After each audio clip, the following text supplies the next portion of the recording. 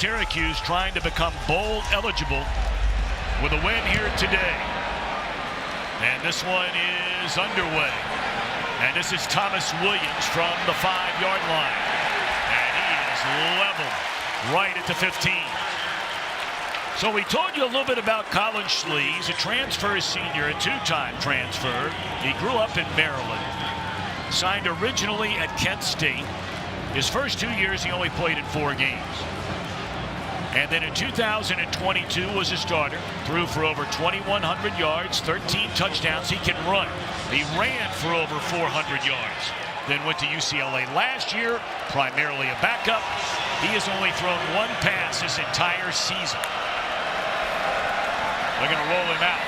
And an easy pitch and catch. This is the other big story. In the 4th quarter last week, one of the country's great running backs, Bayshal Tootin, rolled an ankle. He was in a boot after the game. Now, Coach Pry told us last night he's going to play, but he's not in there from the get-go. Yeah, we saw him in warm-ups trying to give it a go, but right away, I mean, that's the 2 storylines, like you said. No starting quarterback and no starting running back. Your 2 premier offensive players out for Virginia Tech. How do they respond today? So this is a guy we'll be calling his name plenty today. That's Malachi Thomas. And he is stuffed, maybe for a yard. Thomas, a young man who's had very good success in his career. Now, infrequently used this season. He had the best game of his collegiate career as a freshman in 2021 against Syracuse. 151 yards and 3 touchdowns. And right away, this backup quarterback, Colin Schlee, going to be tested 3rd and long.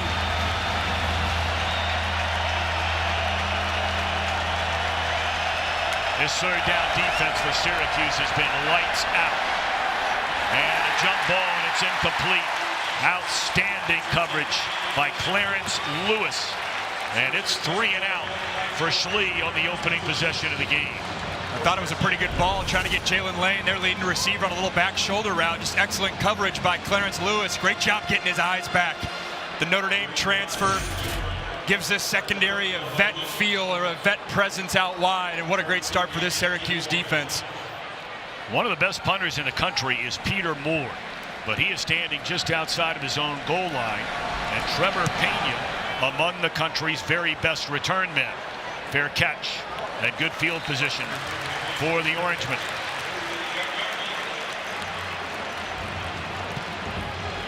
Kyle McCord grew up in New Jersey. 5-star recruit, committed to Ohio State. He was their starter last year. They only lost 1 game. And he entered the transfer portal. Fran Brown said, "You're our guy." And boy, has he been their guy. And he got here with a chip on his shoulder and a lot of pressure, too. I mean, he was the quarterback in the transfer portal in terms of offseason headlines. Comes here with a little bit of the, hey, he's got to be the savior of the program type of energy. And he, from a stats perspective, he's lived up to that. Obviously, how does he respond after 5 interceptions last week, 3 of which were pick 6? LeQuint Allen. Are they going to try and run it, you think, a little bit more today? I mean, they basically throw it, 7 out of every 10 downs. That's the question. I mean, 64 passing attempts last week for Kyle McCord. They are a pass-first identity offense. That's who they are. But to ultimately be, I think, better in the second half especially, they got to run the rock more, and they have a very capable running back in LeQuint Allen. Gain of a yard brings up 2nd down and 9. That's Pena in motion, and they fake the handoff, dump it off, and it's incomplete. That's the tight end, and man, is he a good one. Arande Gadsden, 3rd down and 9. And, it's hard to believe when you throw the ball as much as they do that they would be the #1 team in the FBS in time of possession. It's unheard of. Yeah. Year in, year out, at all levels of football, the leaders in time of possession have a run-first identity. Syracuse does not have that, and the way they're able to get away with it is it's an efficient passing attack. Throw underneath, and they can sustain those 12-play drives because they have a lot of confidence in Kyle McCord to get the ball out of his hands. It's accurate, and they just don't make mistakes. Usually, last week versus Pitt was a different story, but usually to sustain drives. Well, you saw that completion, or that success percentage on 3rd down, 50%. This is Pena, and he is drilled. Mercy, mercy, mercy, did he get lit up. by Mansour Delane. So do they think about going for it? McCourt was on the field, and now he's coming off. They're going to punt it. We'll see the ace cam here, little screen route. They're getting big Mark Petrie, the right guard, out for a screen, but good coverage, good pursuit by this Virginia Tech secondary and linebacker unit. Defense that's playing well, really come along past 3 games, only giving up 11 points per game. Yeah, the first 5 weeks of the season, this Virginia Tech defense surrendered 25 points per game and only averaged 1 turnover per game. Well, these last 3 during the win streak, as Max said, 11 points per game and taking it away nearly 3 times per game. Fair catch at the 20-yard line. 3 and out for each team to start it here at the Dome.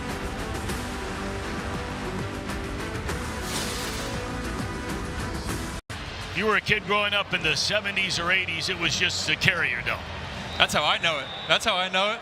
I'm a 90s kid. That's right. Some incredible basketball battles, of course, in the old Big East days through the years. First down completion. And again, if you're just joining us, Colin Schlee, the starter at quarterback in this one. We found out just moments before the kickoff that Kyron Drones, we were told it was not a disciplinary reason for not playing. So you have to assume it's some kind of an injury. You're seeing that UCLA graphic there. He was in a 3-man competition last offseason with Dante Moore, now the backup at Oregon, and Ethan Garber is the current starter for UCLA. So got some reps there last year, though. That's Malachi Thomas, and he has enough for a first down. First down for either team early on in the opening period. And my sense with Malachi Thomas, too, is for Virginia Tech, yes, his usage has gone down this season, but I don't think it's a detriment to, or it's a thought of he can't do it. It's more of just Bashal Tutin's been rolling, and so there's only so many carries to go around. They trust Thomas. I know we had Virginia Tech week 2 this season, and at that point it was very much a 1A, 1B type of mentality, and things just naturally evolved for Tutin to get the lion's share carries. Play action. Schlee dropped. Rashard Perry, the first one there for the Orange. Boy, he's a talented sophomore out of Buffalo, New York. Seeing Schlee take his eyes to the right, and the pressure's right in his face. That's the hardest thing for a quarterback when it's in your face. Nowhere to go with it. Can't step up into the pocket. If it's outside, especially with Schlee's mobility, he can step up and try to find a lane to run. Not there. It's a loss of 6, and penalties flag, below it dead before we get started.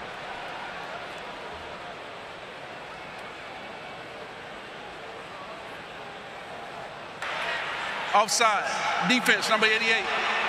Jumped in the neutral zone, made contact. 5-yard penalty. Second down. That's a freshman, Murad Watson. And man, when you get a team second down and 16, that 5 yards can make a big difference. Yeah, Fran Brown can't be happy. And this is a defensive structure for Syracuse. It's a little bit of a flavor of the week. They can go from a 4-2 structure to a 3-3-5 structure. Changes depending on the opponent that they're playing. Jet sweep. And nice pickup on second down to Jalen Lane. Boy, what a talented player Lane is. He leads the team in receiving yards. He threw a touchdown pass to Kyron Drones against Georgia Tech last week. He's a space guy, whatever it takes to get the ball in his hands. Wouldn't be surprised if they look his way here. Again, you got Gosnell and Felton as well. All 3 of these receivers complement themselves. Both Gosnells. 3rd down and 5, and able to thread the needle through 3 defenders. A completion made, as you said, to Stephen Gosnell. As we're seeing Kyron Drones there, looks like he has a walking boot on his left ankle. We saw the walking boot last week for Bashal Tutin. Weren't expecting it at all coming into game for Kyron Drones. Good 3rd down pickup there by Virginia Tech, and great awareness by Gosnell, being aware where the sticks are. He caught it short, made one guy miss, and picked up the chains. Jeremiah Cooney has checked into the backfield. Freshman. And looking down the field, and wide open. The catch is made all the way inside the 10 by Stephen Gosnell. Well, what a year this young man, the transfer from North Carolina, is having for Tech. And we're going to see right there, it's just a corner route, and it's a busted coverage by Syracuse. They have two guys go with the flat defender. Corner gets lost. Looked like Marcellus Barnes Jr., the true freshman corner on the bottom of the screen, getting the start today. No one accounts for Gosnell. He runs right past him. That's an easy completion. The flip the other way, coming back to Lane. He sniffs the end zone, and he's in there. What an impressive drive. The second of the game for Colin Schlee, really his second drive all year long. And he marches right down the field, and it's a touchdown for the visiting Hokies. What a call by offensive coordinator Tyler Bowen. You take advantage of the defense being on their heels. You use tempo, and you come right back. A little bit of a trickeration, little reverse. It's a timely call. Again, defense on their heels. You get the ball. We said it. You can get it in different ways to Jalen Lane. As long as he gets it, he'll do something right with it. 7 plays, 73 yards, including the big hitter. A 48-yard completion from Schlee, who had only thrown one pass in 6 games played this year. Hokies looking for a 4th straight win. You're watching CW football.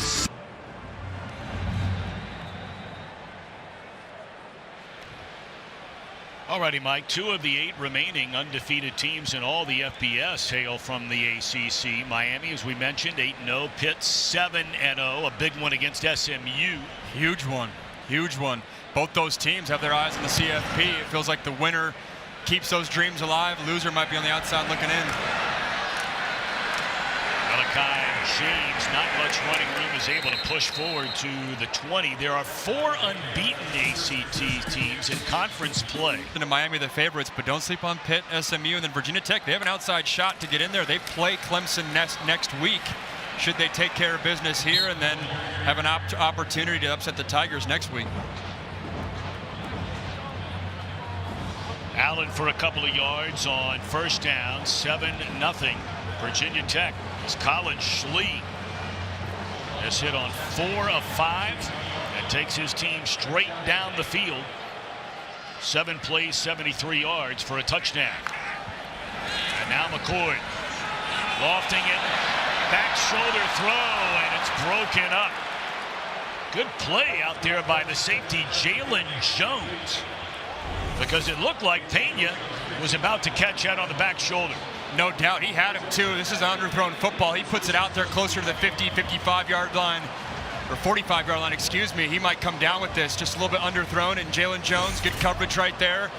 Keep in mind, for Virginia Tech, this is a secondary that's really settled in, playing at a high level. Early on in the season, Jalen Stroman, their star safety, went down. Other guys have had to raise their play, increase their roles, and they really haven't missed a beat. Screen is batted down. And that looked like the big fella, and I mean a big fella, Aeneas Peebles. When you go 6'1", 290, that's a big fella. Oh, yeah. It was there, too. This screen, if Kyle McCord can get a little bit more air on it. There's some green grass there on 3rd and 8. Credit the big guys for getting their hands up, and this is a Virginia Tech pass rush that has the luxury of they don't need to bring extra rushers. They have 4. They got a special one on the edge with Antoine Powell-Ryland, who I'm sure we'll talk about a bunch today. But even inside, their ability to get pass rush with just 4 makes them a very, very good 3rd down defense. Yeah, they couldn't stop talking about the play of Wilfred Panay. He's been a backup for 4 years, and now over the last 3 weeks, he's been the best player on the team. Is that a delay of game? Delay of game. Yep. Offense, 5-yard penalty, 4th down. This is a very sluggish start for Fran Brown's team. You had the game against Pitt. Those games are going to happen. I mean, they're going to happen. It doesn't matter how long you play, right? You've had them. Yep. And, you know, everything that could have gone wrong did go wrong. And especially for an offense, we were loving up their ability to sustain drives, 2 3-and-outs to start the game. Look at this punt. And that's Lane, driven all the way back to his 24. And he's able to cross the 25. We told you that's one of the best punters in the country, Peter Moore. Heisman Trophy Back in 1961, there's a design quarterback run by Schlee, and he can do that. You know, when Davis won that Heisman Trophy in '61, he was the first ever African-American to win that award. He was the very first pick in the draft by Washington. Immediately traded to Cleveland. Then, as many of you know, diagnosed with leukemia, died at 23 years young. Never played a single professional game. Man, legend though still. Oh, without a doubt. Schlee slings it across his body, and it is caught by Daquan Felton. Schlee looks good. That's the type of throw that most backup quarterbacks aren't even thinking about making this throw. But Schlee, he's played some football. He's rolling out. He's not here to just have training wheels on. He's here to play the quarterback position. Finds his guy. The play before, you saw a little bit of that triple option attack. Again, he's a running quarterback, and especially with Bashal Tutin, we haven't seen him in this game. So if Tutin's not active, having Schlee's legs as a legitimate factor will help this run game. Well, it's a tall order.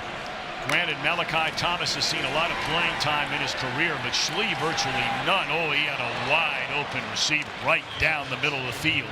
That was Aiden Green. He makes a tough throw across his body, the play earlier, and then right here, eyes working right to left, and then just overthrows him too high.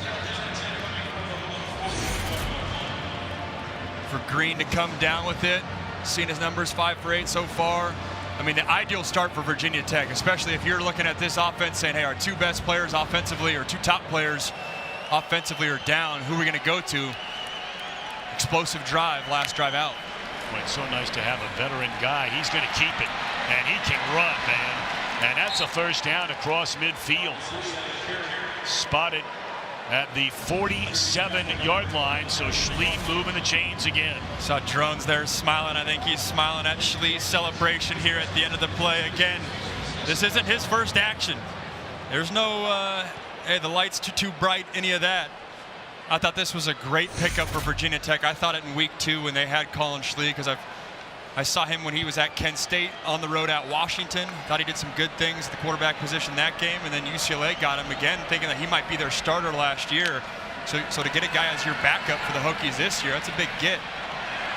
And he connects down the sideline, and it's caught once again by Stephen Gosnell. He had the 48-yarder a moment ago. He beat Bellamy, and it's first and goal for the Hokies down at the 3-yard line.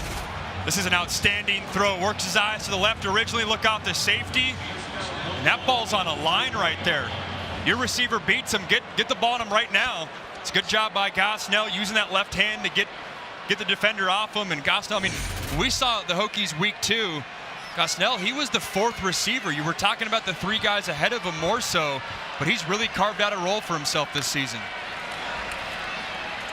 Off the left side, it looked like short in his dive at the goal line for Jeremiah Coney. Coney's first touch of the day.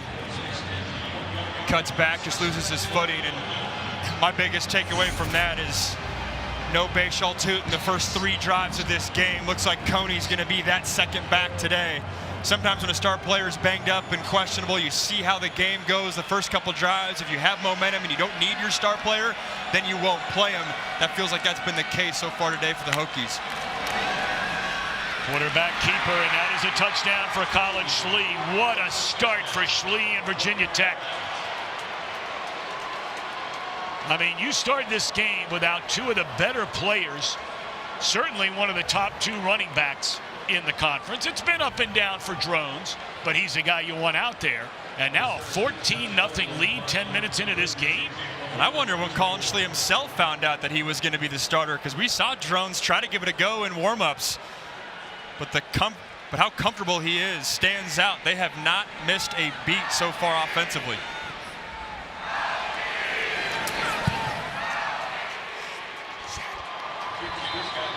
Point after is good by John Love. Little zone read, defensive end crashes. Yes, you have the cornerback on the edge there, but Schlee and his ability to run, it's being a factor so far today. For Syracuse, I mean, they were preparing for a running quarterback regardless. Sometimes when a backup quarterback who can run comes into the game, it's a different game plan. But Drones is certainly a factor as well, close to the goal line, as we're seeing both those quarterbacks right there. So we saw Drones last week. He threw for a touchdown. He ran for a touchdown. He caught a touchdown pass. For Schlee, in back-to-back drives, he's thrown for a touchdown, now run for a touchdown. Does he get to catch one, too? Let's see if Jalen Lane, they got another trick play there up their sleeve. At this rate, I wouldn't be surprised. What a start for him. 73-yard drive. Man, what an impressive start for Virginia Tech. Winners of 3 in a row. The Hokies have not won 4 straight games since September of 2017. It's been a while.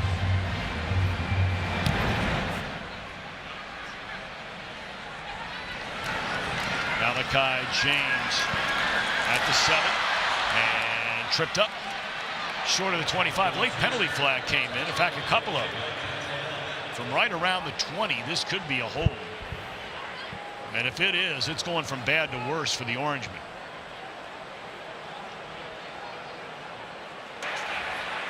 Holding.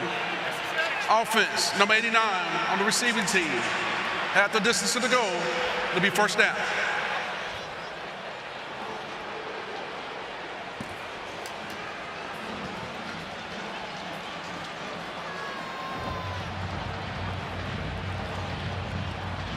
Most impressive is they're doing all this in the first quarter without their 2 most productive offensive players, at least in the run game for sure. Look at the production right there, 81% from Drones and Tootin from a rush yard standpoint. Haven't missed a beat. Rest of the team, only 1 touchdown coming into today. So far, Colin Schlee's already matched that mark. Out of the backfield, and this guy can really catch a football. You can make an argument he's the best receiving running back in the college game today. That is his 38th catch for LaQuint Allen. And with that reception, by the way, he has just broken the all-time record by a Syracuse running back for career receptions. He passes Antoine Bailey, who did it from 08 to 2011. And now they give it to him on the ground, and a big hole, a gain of 15. This is a big drive for Syracuse, too, as we're seeing the run play, the A gap on both sides. Great job by the interior of this offensive line. Reed right there, Bradford the left guard spot.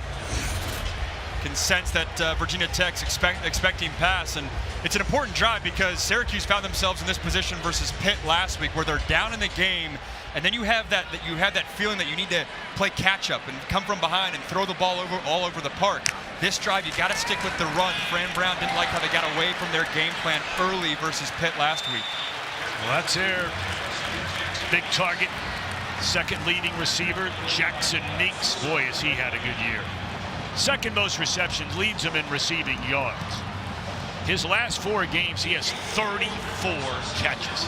And it's one of my favorite parts about the transfer portal. It's easy to look down upon the portal and all transfer, player movement. But Meeks is a guy, was at Georgia, came over with Coach Fran Brown this offseason, and really settled into that top receiver role. Dump it off to Pena. That's basically like a run. And he's up to midfield, and that's good enough for a first down. So positive yards here now for Syracuse. And I said top receiver for Meeks, but Pena might have something to say about that. It's really the 1-2 punch for those guys. Both already over 500 yards in the season. Pena 47 receptions, second in the ACC. Again, with all the passing attempts that Kyle McCord's having to throw out, these guys are getting fed often. And again, they lay it off for Pena. Why not if it works? And he's up inside the 45 to the 42. Syracuse, the only school in the FBS with 3 players averaging 65 or more receiving yards per game. And that might as well be just a toss sweep to the edge, as Syracuse is going to have a free play. Yep, cut it loose down the middle, and Pena dropped it. Goodness gracious.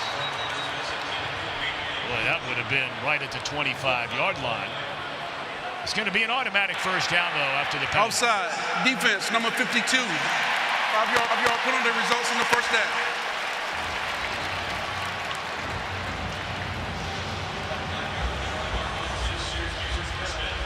See, third in the FBS in passing yards per game. Talked about the 3 receivers. And in fact, the only program with 5 or more players, 3 or more receiving touchdown. I mean, they just sling it around. End of story. It's been impressive, too, because the mold with Kyle McCord last year was more game managery. Maybe that's not as true, but now he's a gunslinger this year. There's another drop by Pena. I mean, that's excellent coverage. That might have been stripped away by Jalen Jones. They're going to give it to him. What's his contested catch? Wow. They're going to hurry up to the line of scrimmage, and I don't blame them. Try to snap that football, and they do. Keep it slant. Going to hand it off. Good, strong, powerful running by Allen. You tell me here, Max Brown, is this a catch? We'll see. Coming right out on the back of the drop by Pena earlier in this drive. It's a good strike, contested catch. Yeah. It looked like he came down. He made contact with the ground, and he still had it. Well done by our crew. Good coverage. But yeah, back to my point. I feel like last year at Ohio State, and it was obviously a false narrative, but it was more so of a game manager. Maybe that's because of the talent Ohio State has, but he's a gunslinger this year. And, you know, there were a lot of schools after him, and we talked to Fran Brown about it. Brown had gotten the job. He was picking the brain of some of the coaches that were still there, and he said, look, I want to know about every player on this team. And then he had heard McCord was going into the portal, or might be going into the portal. And then once he finally declared, he said, look, there are other places you can go and you can make more money. He said, but here you're going to be the guy. I need you and you need me. It happened quick, too. That was early December that all went down. And, yeah, to your point, McCord could have gone to a bigger brand program, probably got more money, but trusted Fran Brown and knew this was the offense of attack that he wanted to play in. Second down throw too high for Meeks. You know, McCord last year for the Buckeyes, we mentioned, I mean, he led them to a second win at Notre Dame. He led them on a win against Penn State. They were undefeated to the final game of the year, and they lost for a 3rd straight year to Michigan. Well, that's heresy in Columbus if you lose 3 in a row to Michigan.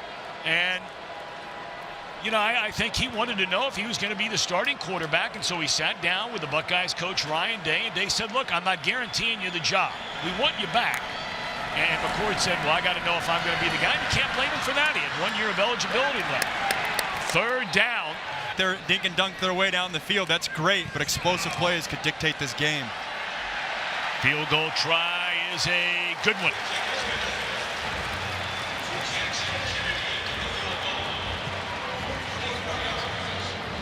Jackson Kennedy able to bang it through. And that was a 44-yarder.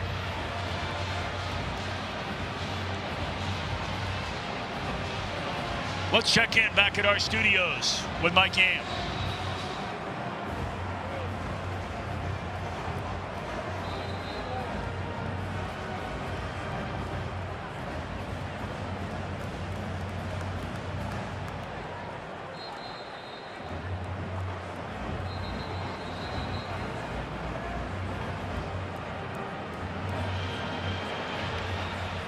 We were stunned that was Jackson Kennedy on that field goal attempt. They've used a couple of other kickers this year, and without much success, to be quite frank.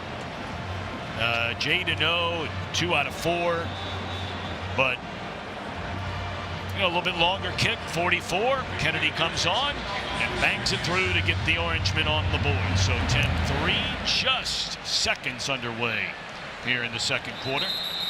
And back comes Colin Schlee.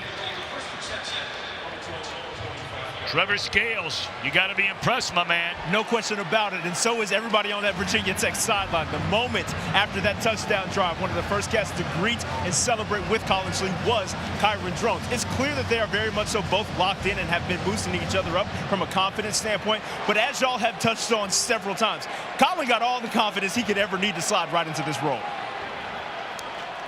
I tell you, could do some running now is that guy right there, Trevor Scales. Oh, yeah. Oh, yeah. Especially a little triple option attack that they're doing with Schlee. And they're going to have Lane out of the backfield, and he's across the 30. That's his 3rd carry already in this game, 1 for a touchdown. So we're seeing early on in the game, all right, how are they supplementing the fact that Bashal Tootin, their best running backs, out? We've seen Jalen Lane in the backfield being a factor in the backfield a lot right there, getting the edge. Deuce Chestnut with the tackle in the alley.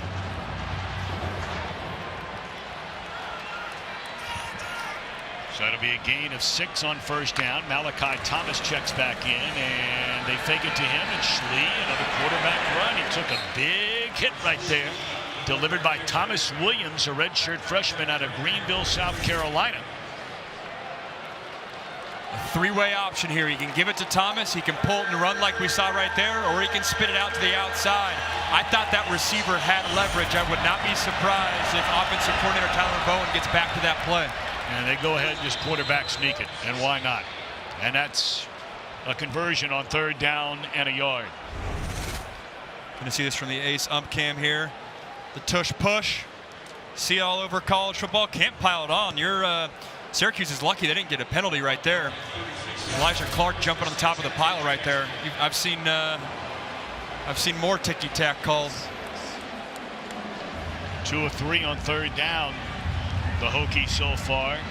I mean, you could not draw it up any better. 160 yards of offense in basically a quarter from your backup quarterback who had thrown 1 pass all year. And down he goes.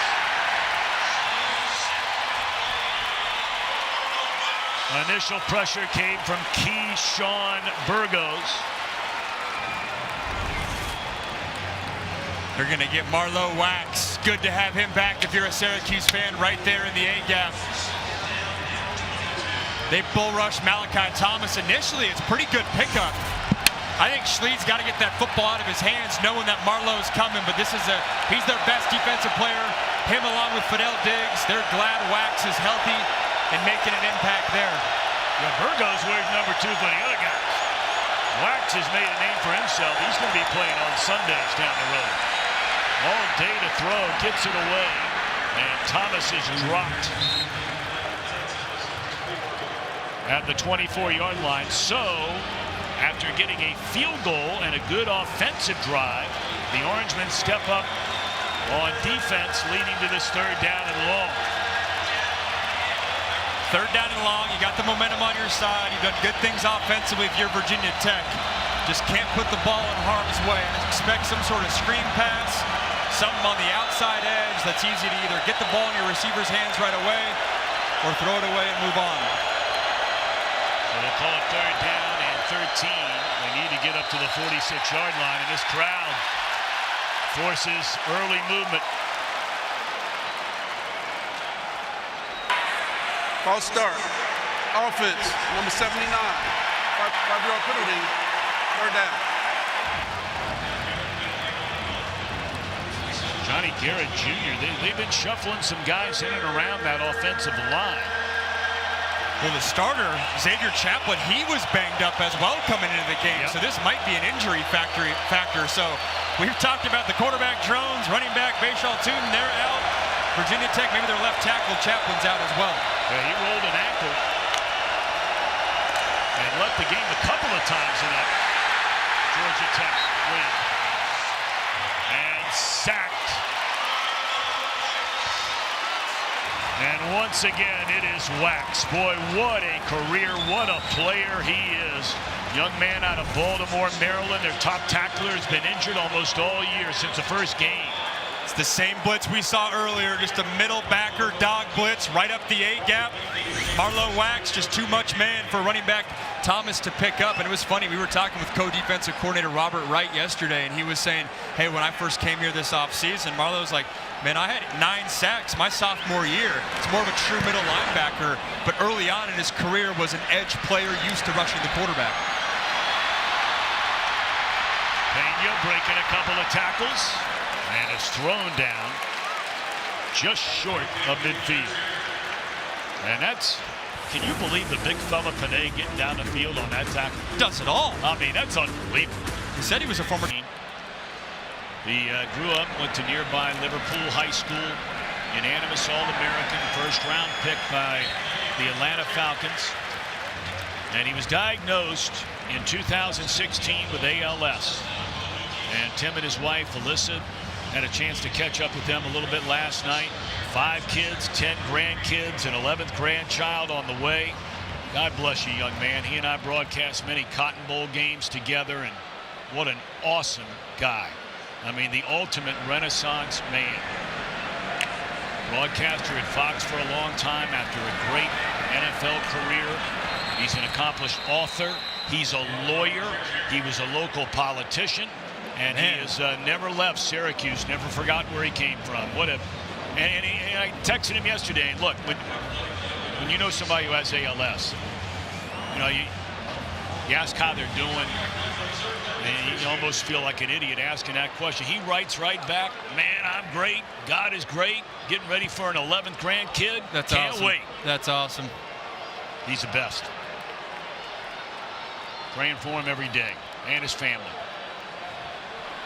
They'd be mad at me if I didn't mention his 3 dogs along with the 5 kids. There you go. There you go. The family affair. That's right. 3rd down and 2 and short is Allen. Oh, you got to go here, right? 4th. Yeah, especially on the plus side of the field, and you can see again this identity that Syracuse offense is forcing the issue. They want to stick with it. First 2 plays of that drive, Wildcat runs. 3rd play, hey, a lot of times you see Syracuse throw that ball, even when it is 3rd and short. They want it. Fran Brown wants to establish a physical culture in his team. Yes, they're good at passing the ball, but running the ball has got to be part of their identity. And he got it. You know, you get a feeling, Max, the momentum in this game is now starting to shift a little bit. The defense has stepped up for Syracuse after a couple of long touchdown drives. They get a field goal. Good punt return, and now this. See the ace ump cam, and it's just Kyle McCord using his 6'3", 220 frame right behind the center and the guards and picking it up. The big fella, they'll put him in there jumbo cat, not wildcat formation. Their tight end, Dan Villari. That's a big man leading the way. McCord looking for the home run ball. And it's intercepted in the end zone by Delane. That's his 3rd interception this season. And boy, you talk about momentum and the pendulum swinging right back the other way right now. What phenomenal ball skills by Delane on the outside. They try to double move him. It's a post, and then they go vertical up the field. He's got eyes on the ball the whole way. The former safety coming down with a pick.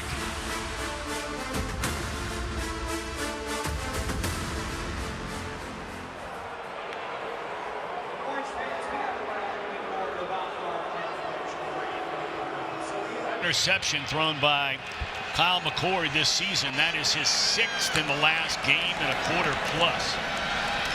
On 1st down, they hand it off to Coney, getting his by far most significant playing time. The redshirt freshman out of Richmond, Virginia. This has been Virginia Tech's favorite play call today. It's the inside zone run to the running back. Schlee has that option. He can pull it, or that receiver that comes in motion and can slide out the back end.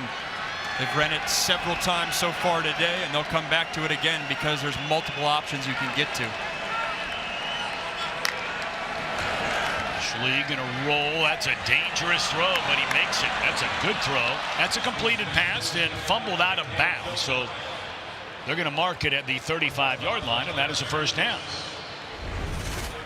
Love the arm angle by Colin Schlee. There's a dropping linebacker, so he needs to drop it down just a little bit to make sure it gets away from that nickel rolling down Elijah Clark. Love how fast he's playing. Colin Schlee, there's no, I'm holding on to the ball, I'm a backup quarterback settling in. He sees the soft coverage, gets the ball to his hands quickly.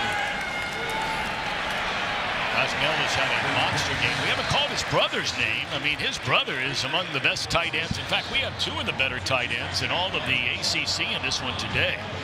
Benji Gosnell, along with Oronde Gadsden. But it's been Steven who has a couple of big receptions.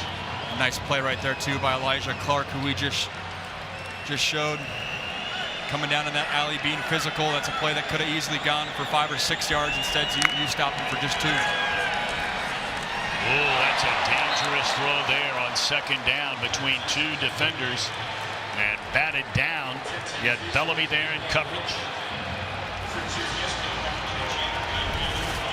It's nice awareness by Bellamy. He's going to play both receivers both Felton and the running back coming out to the flat. Good field awareness, jumps on that ball, knows that Colin Schlee's trying to get the ball out of his hands quickly. Schlee's lucky the Syracuse did not come down with an interception there. So 3rd down and 9. Virginia Tech 2 of 4 on 3rd down so far in the game. 3-man rush. And Schlee looking around. He's going to run it. Still on his feet. Tries to lunge forward and is a yard short. And they're going to send, or are they? Looks like, yep, out comes a punt team for Brent Pry. And this was the last question I asked Brent Pry yesterday in our meetings at his hotel Friday night. I said, by having a weapon at punter, Peter Moore, in these scenarios, does it change your strategy? They have one of the best punters in the country who can pin and switch field position. Other teams that might not be as confident in their punter, when you're close to that 50-yard line, you might elect to go for it instead. Virginia Tech, as they do historically, is going to trust their special teams. Moore had 10 punts in the game against Georgia Tech, and of the 10, 5 of them he pinned the Ramblin' Wreck inside the 20. And here's another one. Pena fooling everybody, and this is going to check up. I mean, you cannot do it. That is a legitimate weapon, right? Well, it is. It makes that decision easy. When you're close to that 50-yard line, you punt it, you pin them, get it done.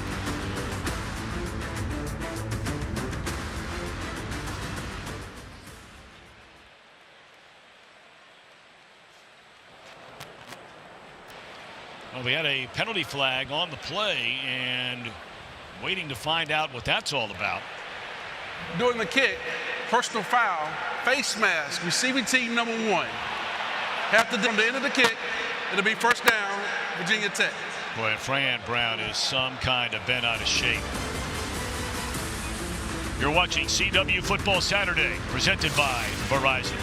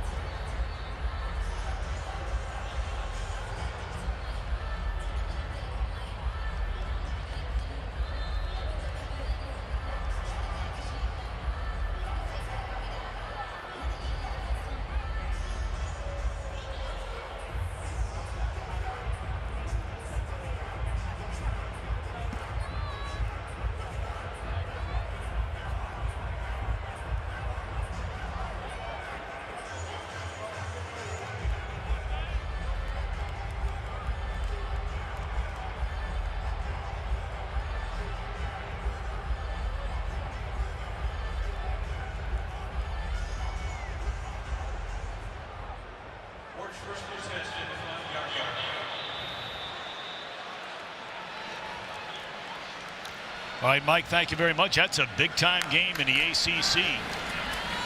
And Duke able to rally back and tie that thing up. So the Orange start inside after the penalty from their own 5. This is a big drive. Virginia Tech's had their number with Syracuse offensively. 2 punts, a field goal, and an interception.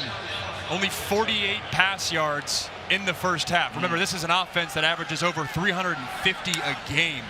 So Virginia Tech secondary getting it done, but even with it being an ugly quarter and a half so far, huge opportunity for this Orange offense to get on track.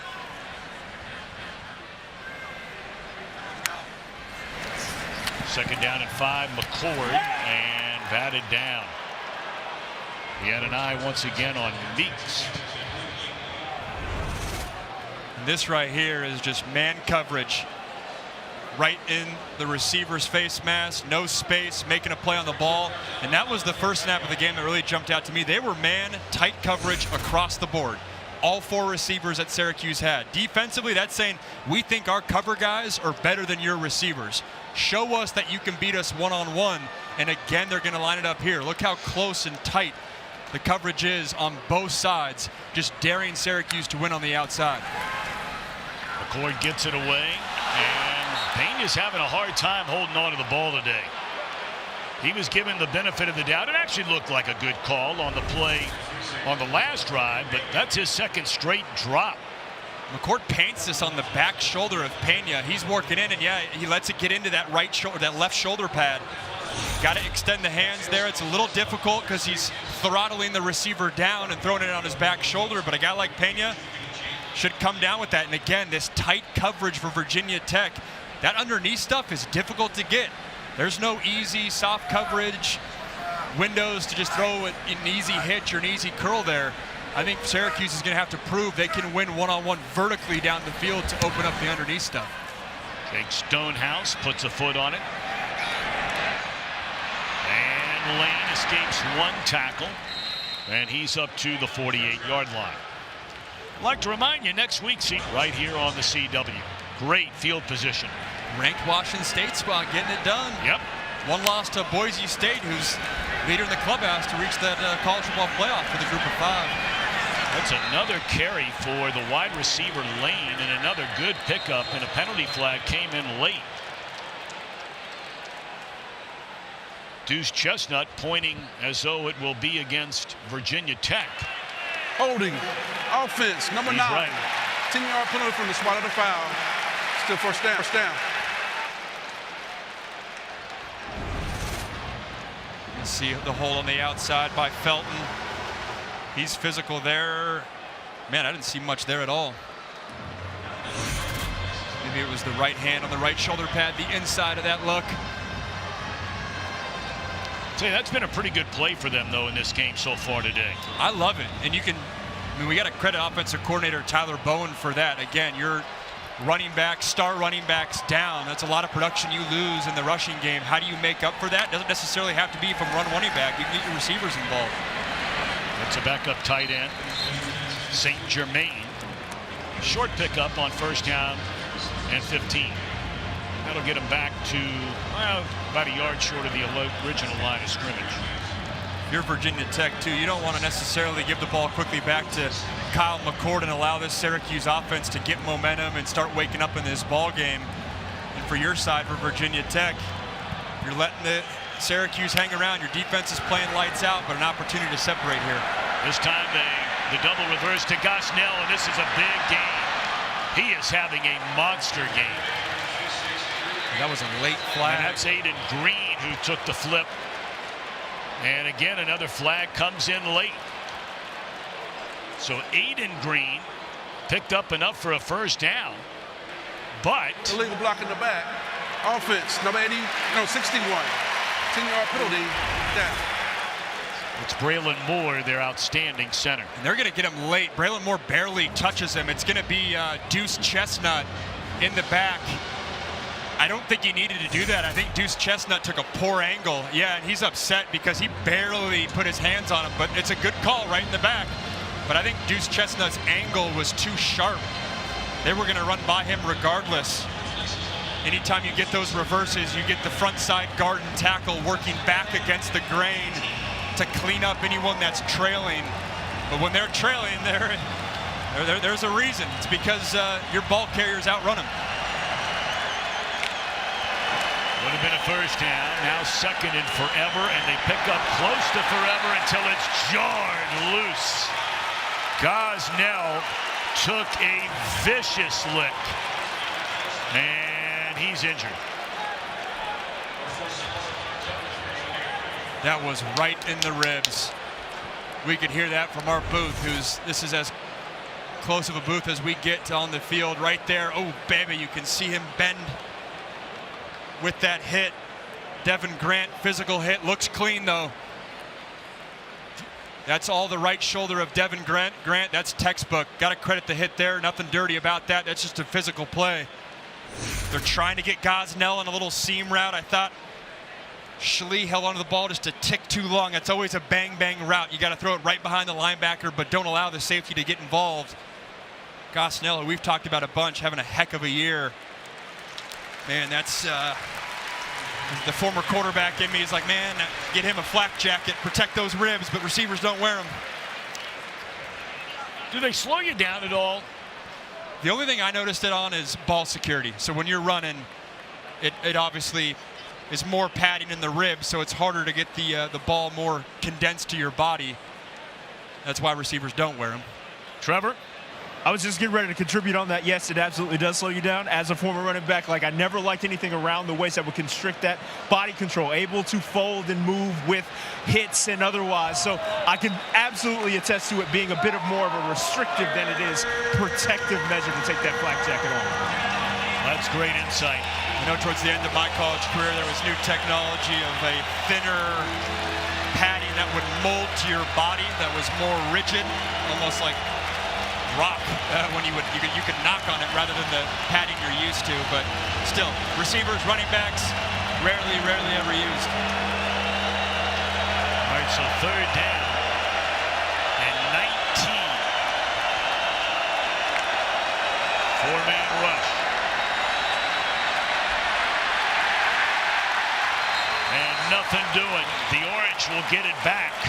Remember now, the Orange with 3 timeouts remaining, and you have the new rule in college football this year, the 2-minute timeout. So plenty of time for McCord and the Orange to try and get closer. And remember, Syracuse gets the football to begin the second half. Syracuse won the toss and deferred. And again, another opportunity for the Hokies special team unit, Peter Moore, for them to get pinned or pin Syracuse deep into their own territory.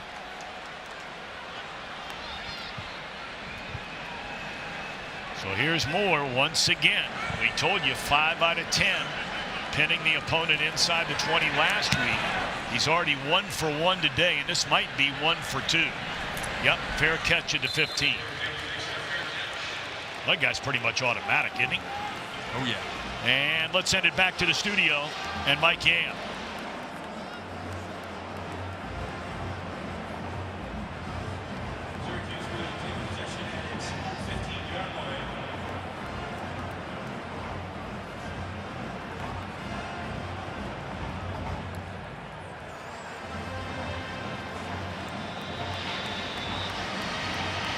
I tell you, Duke loses Coach Elko, goes to Texas A&M, right? And we were talking about him last night for a while. We've had a lot of his disciples defensively this season. Yep. Robert Wright, Syracuse's co-defensive coordinator, being one of them. But I tell you what, Manny Diaz getting it done. He is. And he has connections to Fran Brown. Without a doubt, yeah, exactly. Manny Diaz got the Temple job 5 or 6 years back when Fran Brown interviewed for that and then left, 17 days later to be the head man at Miami. Fran Brown stayed on board with Temple, part of his path before Fran Brown went to Georgia and different stops along the way. All right, so the 2-minute timeout. You're watching CW Football Saturday, presented by Verizon. We found out just 10 minutes before kickoff. Insert Colin Schlee and insert the trick play reverse to Jalen Lane, getting your playmakers the ball. And then Schlee's legs were a factor as well. Zone read, close to the end zone, doing what Kyron Drones does as well, with the quarterback run game being a factor. 2 minutes to go, and now down to $1:47. And on a second down, the Orange run the ball. And man, they're burning a lot of clock here with a long way to go. They're 80 yards from pay dirt. His passing game has just not gotten it going. And there's a catch. And that'll be a first down up to the 33-yard line to Meeks, and they'll hurry it up.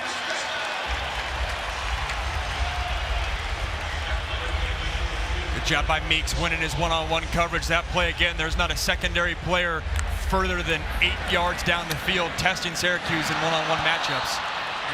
There have been a number of those today. They brought the blitz, and McCord was able to get it away just before taking a big shot from Caleb Woodson. And it was simply dropped. Might not have been the most accurate throw, but certainly a catchable throw. Yeah, if that's on his chest, he might be able to, Jackson Meeks, catch that, make a move, and there's no one at that second layer of the defense. The Syracuse defense has given their team a shot. After that 14-0 lead for Virginia Tech, it's been 3 punts, only 12 plays from the Hokie offense, only 16 yards. The Syracuse offense, though, just hasn't woken up. Catch by Meeks, and that'll be a first down. They'll set the ball. And did he get out of bounds? It looked like he did. So they will not start the clock until the snap of the football. And if Virginia Tech's going to go that tight man coverage, rub routes, crossers, working receivers from the left side of the field or the right side of the field are great options. And look at this. Allen run out of bounds at the 36-yard line.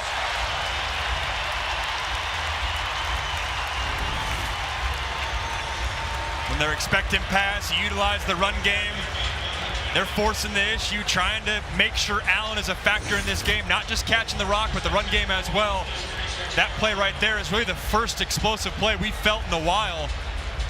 Momentum for this Syracuse Orange offense, and sense a little bit of the Hokie defense on their heels. 1:10 to go. Again, the Orange with 3 timeouts remaining.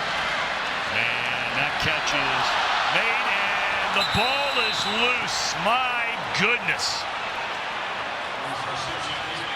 Gadsden watches as that is covered up by Virginia Tech.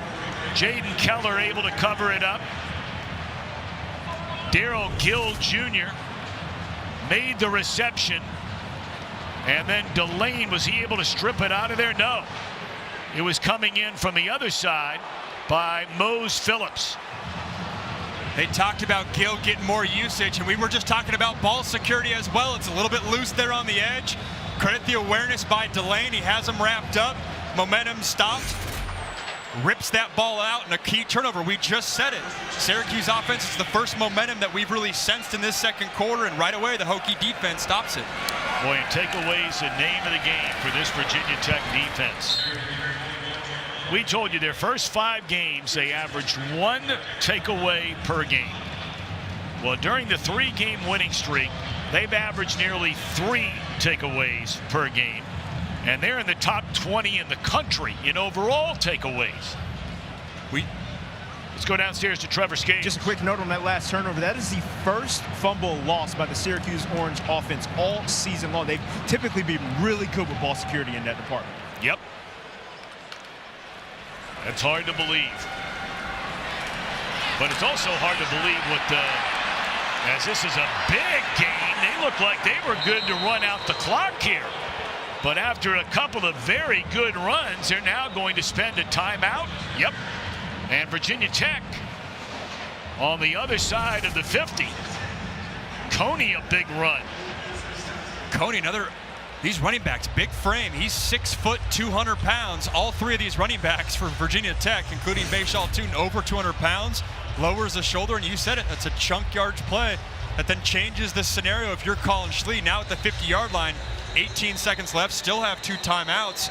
You can call a downfield passing attempt over the middle to try to get your team in field goal range. For Syracuse, though, man, their offense today, 2 trips inside the 40-yard line, 2 turnovers as well. We talked about early, this is an offense that can sustain drives, even when they are passing at the volume that they are. That has not been the story today. The 2 turnovers, only 90 passing yards in the game. 152 yards overall, and you're talking about one of the truly prolific passing teams as that ball is bobbled and it opens up. Parting in the Red Sea there for Schlee, and he slides down inside the 30. Or they're going to mark it where he started his slide at the 31. So they're now well within field goal range. They have an outstanding kicker in John Love, who has only missed twice on field goals all year long, and he's hit from 57. I'd like to remind you, coming up next, the NASCAR Xfinity Series playoffs down to the last 2 races. I mean, take a look, because we're going to find out which remaining drivers make their final push to the championship for NASCAR Xfinity Series playoff racing from Martinsville.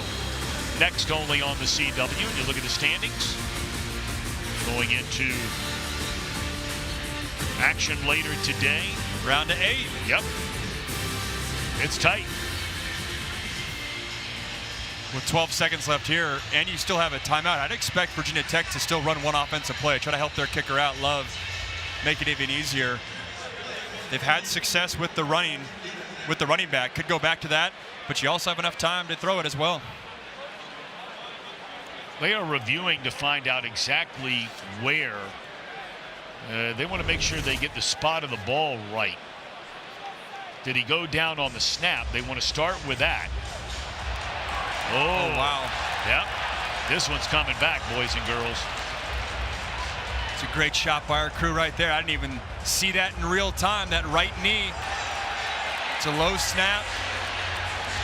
And see how big that hole is to his right. That Syracuse opens up, that Schley takes advantage of. Wow, what a break that is. I got to tell you, that's another rule I'd like to see them shift gear. I know you want a difference between the pro game and the college game. But if you're not touched, I mean, in the pro game, if you put the knee down, you're not down until you're touched by somebody. Why is that even a difference? Yeah, I don't know. Yeah, I don't know. I think it's a better game. There's more action in the game when you allow a play like that to continue. And it rarely comes up, right? Usually there's always defenders right nearby to touch the guy, but right here it's critical. Could be the difference of, at minimum, Virginia getting a field goal, going up 2 full scores. Instead here, you'd have to like Syracuse chances to hold them to no points. Well, you're going to go back basically to midfield. And for Syracuse, if they do hold them to only be down 11 in this game, with the high potent passing attack that they have, I know Fran Brown's not going to be happy at halftime, and he's probably going to let his team have it. But to only be down 11 when Virginia Tech has controlled this entire first half, I think there is some positive that Syracuse can go into the second half saying, hey, this game's still within striking distance. I don't know why we're still waiting on this call. I mean, well, we're not going to get it apparently. So, I mean, it's pretty obviously what happened. And the referee is still standing. After further review, the quarterback was down with his knee with the ball at the 46-yard line. Okay. Syracuse better be careful here, though. They're in full prevent mode. There's full 12 seconds left. You could throw a deep comeback, catch it, and get out of bounds and potentially put yourself in field goal range with the one timeout that you have. Doesn't even have to be at the sideline. It could be up the seam. There's a lot of grass. 40-yard line up the seam. You could catch it, get down, and give your kicker a chance. Well, now they got to get the clock right. And I don't blame Brent Pry. He's like, come on now.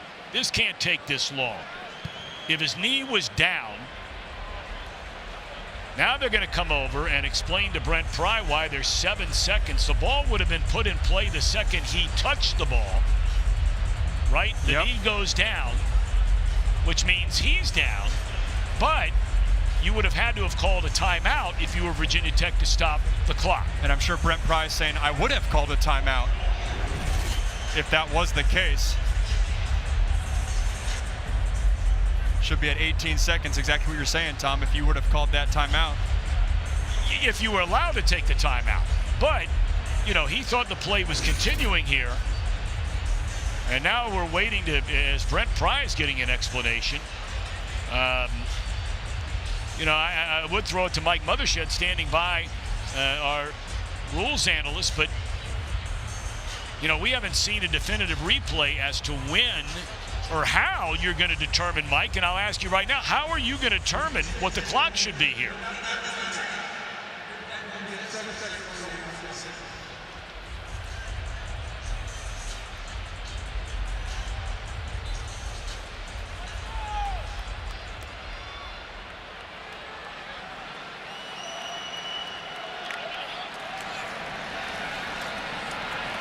Right.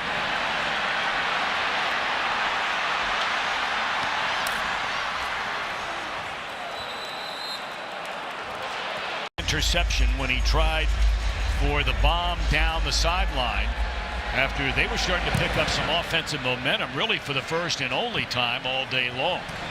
So out to the 25, and let's go downstairs to Trevor Scales. Trev. Got a chance to check in with head coach from Syracuse, Fran Brown, and his central message was, who are you? It's not exactly what they showed in that first half offensively or defensively, specifically early on for the defense and throughout the entirety of the first half offensively. They were unable to get the drive started, and they were not showing the work that they had put in over the course of the spring and fall that showed, it didn't show up, I should say, especially at the tail end of that first half when Virginia Tech, busted that long run to close things out.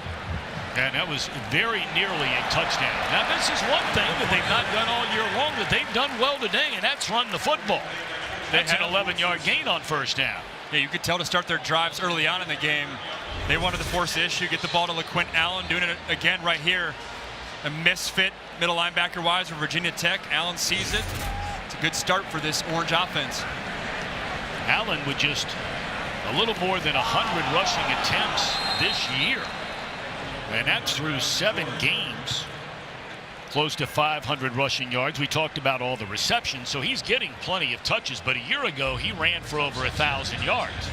Different kind of offense now. And just being down 11, they can run the ball in this drive. This game could have been a lot different. Virginia Tech's been in complete command. If they were down 3 scores, you might have to pass all over the park. It's not necessarily the case. You go and drive down here, get a touchdown, feed your running back. This is a tight ball game just like that. 63 rushing yards now for Allen. And I think he was the one that... False start. Offense, number 72. 5-yard penalty. Second down. Well, he was coming up to encourage the man with the infraction, Mark Petrie, the right guard. Had a couple of those today, right? You get some momentum and then stub your toe, whether it's a false start, put yourself behind the sticks. Kyle McCord's not a guy that's going to blink. 5 interceptions last week versus Pitt. He's going to trust himself. Well, that was a floater there. I don't know if his arm got hit or the ball was tipped. But that was right down the middle of the field in about 4 white jerseys standing in that neighborhood. I think Antoine Powell-Ryland was the rusher too. Only the second time we've called his name. NFL pass rusher caliber type of kid for Virginia Tech. Find yourself in 3rd and long. Yeah, he has had 2 great years since transferring out of the University of Florida. All ACC, 21 sacks. Look at this. And now this is... that was a disaster from the beginning. And the crowd is none too happy. As out comes the punt team. We called Powell-Ryland's name the play before, and he recognizes the trick play here. It was a clear lateral. It was like a 4-yard lateral. Powell-Ryland, he's the only defender back there. You have 5 Orange offensive linemen. 52's the only defender in white. He recognizes it, and obviously just a poor throw by Pena. You always wonder when receivers have those gloves on, and it's real action. You can practice the trick play all week in practice, but in a game, you get those nerves. That was not the best throw. Good punt, backing up lane to the 17. Runs into his own man, and is short of the 25.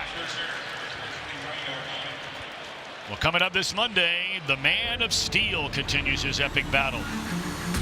Lex Luthor for the fate of Smallville. Tune in an all-new episode of the final season Superman and Lois. Monday, 8 Eastern, 7 Central, right here on the CW.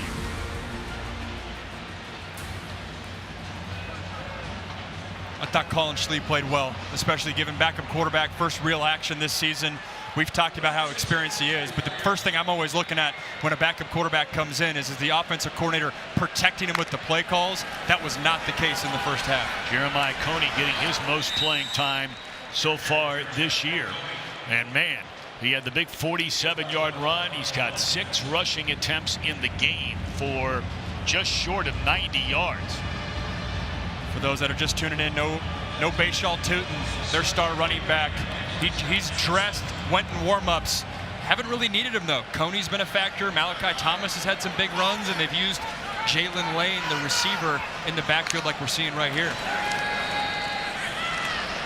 Just sitting down in the middle of the field and spinning out of 1 tackle, 2 tackles is Gosnell.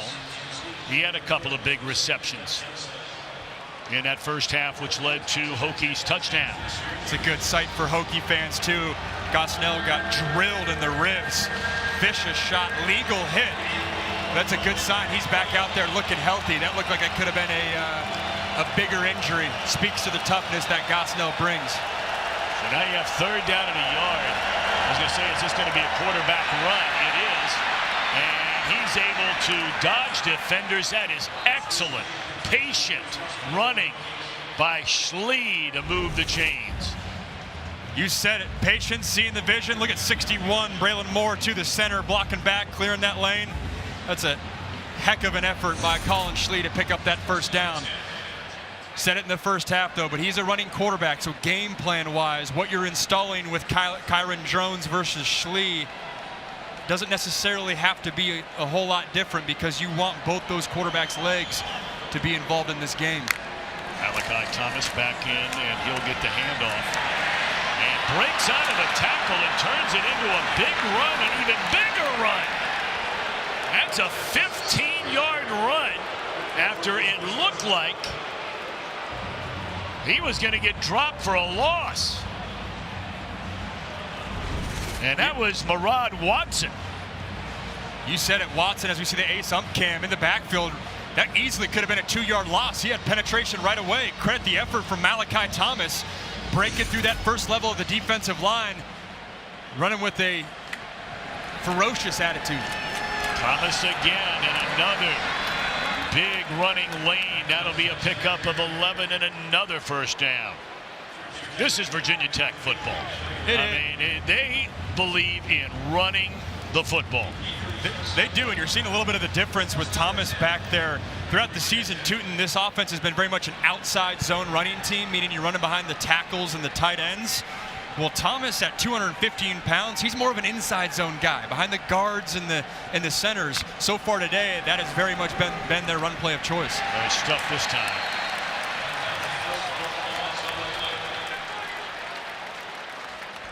And let's go downstairs. Trevor, you had more thinking about that. Absolutely right. We talked with the offensive coordinator for Virginia Tech about their leaning on outside zone and using that gap scheme to counter off of it. Literally counter run off of the outside zone scheme on that last big game for 2-4. Well, he'll check out as Coney comes back in. That was a loss of a yard. 2nd and 11. 14-3. Virginia Tech in front and looking to add to this lead. St. Germain in motion. And Schlee rolling left, looking down the field, and right there to make the reception. Short of the first down is Daquan Felton. I think he's about or are they going to say he got there? He looked like about a yard short. Oh, they're saying first down. This is a good play call. Syracuse is going to bring both middle linebackers up the A gap, right in the center of the defense. As a result, Virginia Tech rolls their quarterback to the outside. There's no one to keep contained. It gives Schlee extra time, and he's able to find his man, Daquan Felton, working right to left for a catch. Well, you just can't say enough about Schlee and how well he has performed here today. Now, we will never know. Maybe we'll find out after the game because there was not a word mentioned when we met with the offensive coordinator and with the head coach last night about anything being wrong with drones. Nothing. It was all Bayshul Tootin. And you hear about it sometimes in the NFL of teams investing in their backup quarterback, or the value of, especially in a long season, having a guy that can go in there and win you games. We don't always talk about that in the college game, especially with the transfer portal, because the context is very much that you're going to transfer if you're not playing, as we see in the boot right there on Kyron Drones. But what a luxury it is to have a capable quarterback that you just got in the portal this offseason. All day to throw. Flag comes in late, and it's incomplete. This could be. Oh, no, this is going to go against the defense. Personal foul, hands to the face, defense number 12. After this is a goal, first down. That's Anwar Sparrow, junior out of Virginia Beach. I feel like we've seen that call more and more when edge rushers or inside. Try to get to the chest plate of the offensive lineman, and then your hand slides up towards the neck and the chin area, and they'll get you every time on that. I'm wondering if they got the wrong number there. I mean, Sparrow does wear 12, and he is a defender.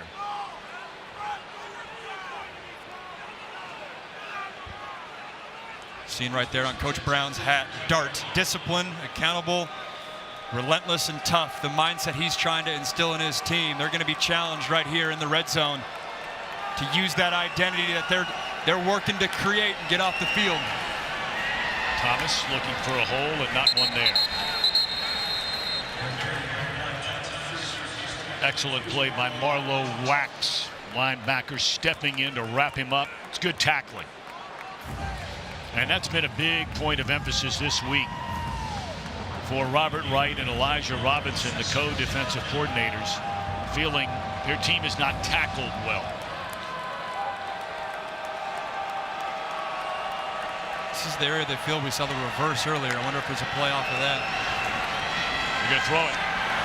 And into the end zone, and it is a touchdown for Ali Jennings. He has missed so much time in and out. And that is his second touchdown reception, just his 5th catch this entire year. In fact, it's his first catch since the 3rd game of the season. This is a strike by Colin Schlee right there. That's great coverage by Syracuse, just a better throw and catch. Contested catch. You said Ali Jennings, that's a great sign for Hokie fans. He's that other weapon. We talked about him a ton early on in the season when we had their game versus Marshall. Gosnell's come along. You have 4 weapons you can go to if you're Colin Schlee in this passing attack. What a drive by the Hokies. Boy, when you get in the red zone, it's all about touchdowns, man. It's not about field goals. And Virginia Tech 3 out of 3. Getting inside the red zone and converting into touchdowns. And they are among the very best in college football. 21-3 Hokies.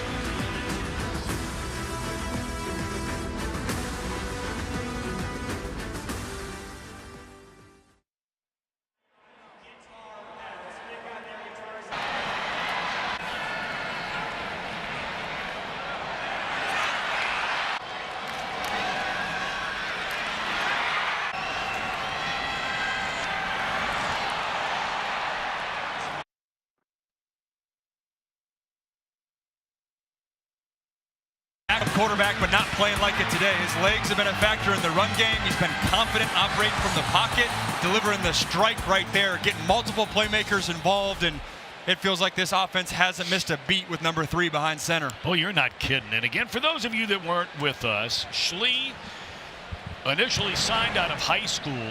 He's from Maryland with Kent State, where he sat the bench his first couple of years there. And then became a starter and had a really good year, both passing the football and running the football. He decided to transfer a season ago to UCLA. And you mentioned earlier, he was in a 3-horse race. Yep. Didn't work out. All He fall camp. played in 7 games, but only had 2 starts. Yep.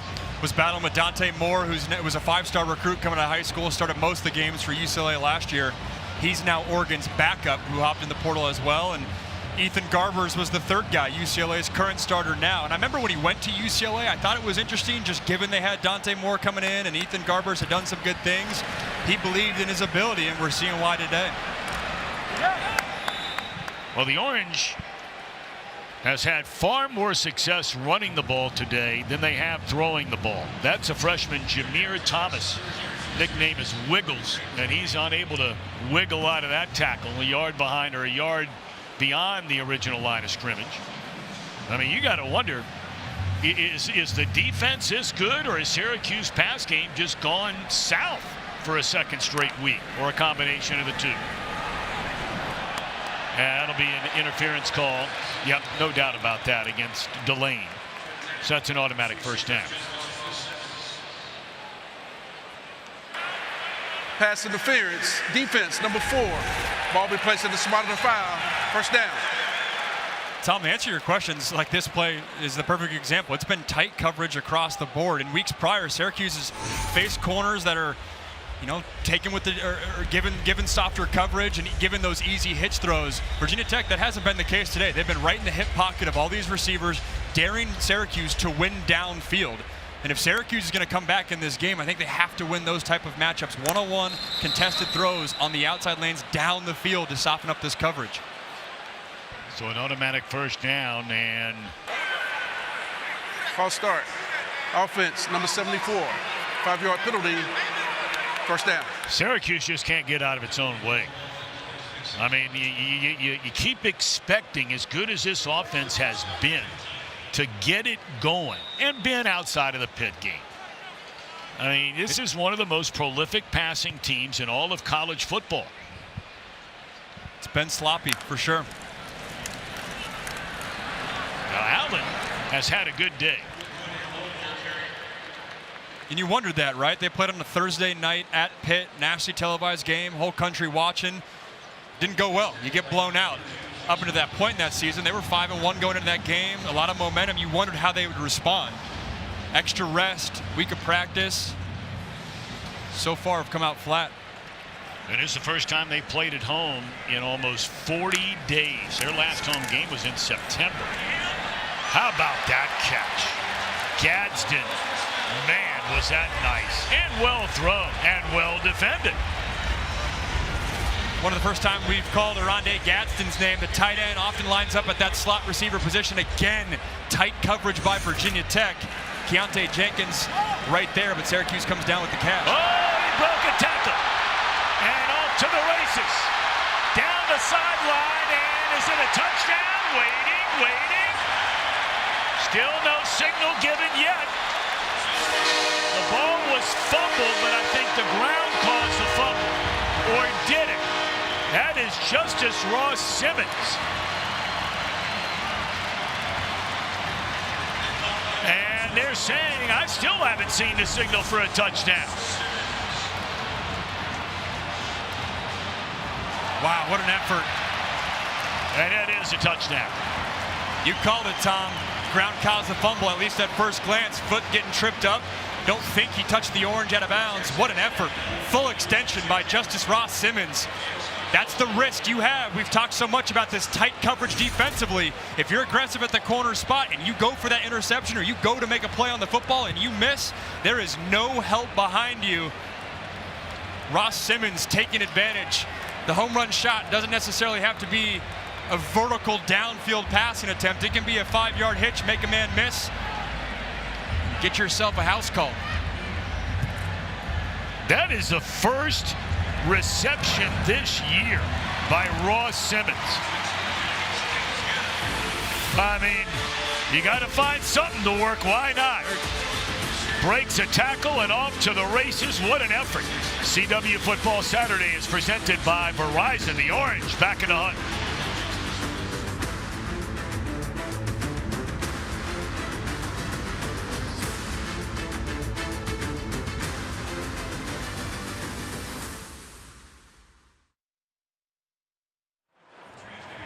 Ross Simmons, this was a guy who had back-to-back monster years for Colorado State. Let's go to the studio on Mike Am.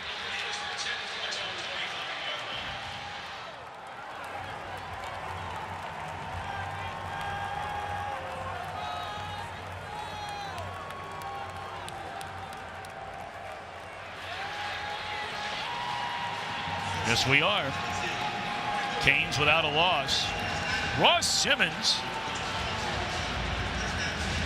had back-to-back excellent seasons. I mean, really good seasons for Colorado State. Last year, caught 45 passes for 724 yards.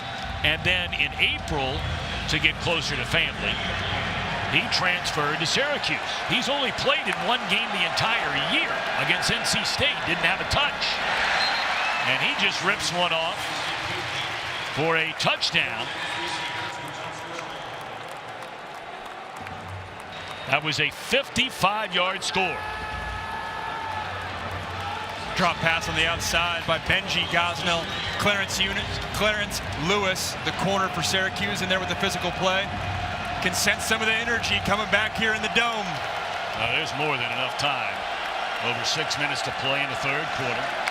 Second down and 10. And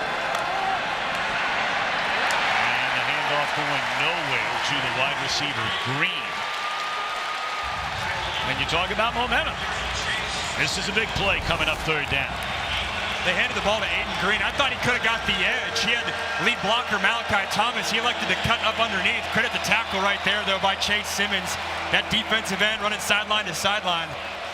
Looks like Thomas is injured on the field, which is significant for Virginia Tech with a limited backfield.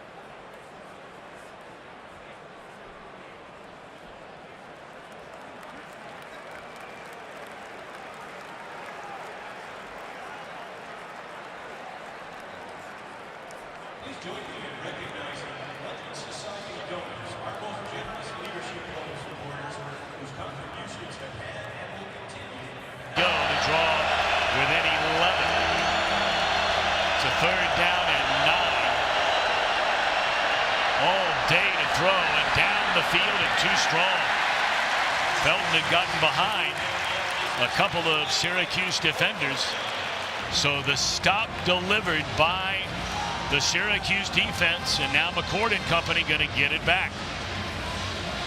That whole possession took all of about 35 seconds. Yeah, it was quick. This is a great blitz pickup by third-string running back Jeremiah Coney right there against star Syracuse defender Marlowe Wax. Coming up hobbled. Virginia Tech taking a shot downfield, little double post action, trying to bite all of it off. Line drive, punt, returnable for Pena. And he's able to bring it right back up the gut. Excellent field position to the 45-yard line for Syracuse. One of the rare times Moore had low liner and gave Pena a shot. You give Pena a shot, he's going to hurt you.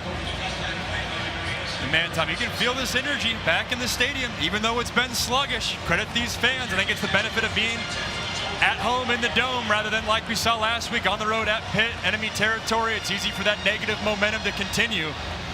But you can sense the energy and a little bit of the momentum coming back to Kyle McCord in this offense. All right, so first down, McCord. And why not go back to the guy who just broke one for you, Ross Simmons. So the last two plays from scrimmage, after having not touched the ball the entire year, Ross Simmons with back-to-back touches, back-to-back receptions, only a gain of 2. The Syracuse offense, we've talked about it a bunch today, averaging over 350 yards a game, only 160. No big plays down the field. Yes, there was the running catch by Ross Simmons, but very limited downfield passes. But this has been an effective weapon in a season where it has been rare that Syracuse ever runs the ball. But Allen, I tell you, he's got a legitimate chance for a 100-yard rushing game. Yeah, let's look at the ace ump cam. This has been it, right? The A gaps right behind the guards in the center. When they've had successful run plays, that's been the action.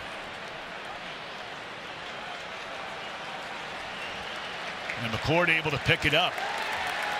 You know, a year ago, LaQuint Allen, we told you, different coaching staff, different offense. Rushed for over 1,000 yards, and he had 7 100-yard rushing games. Believe it or not, he was actually tied for the most in the ACC with Amarion Hampton.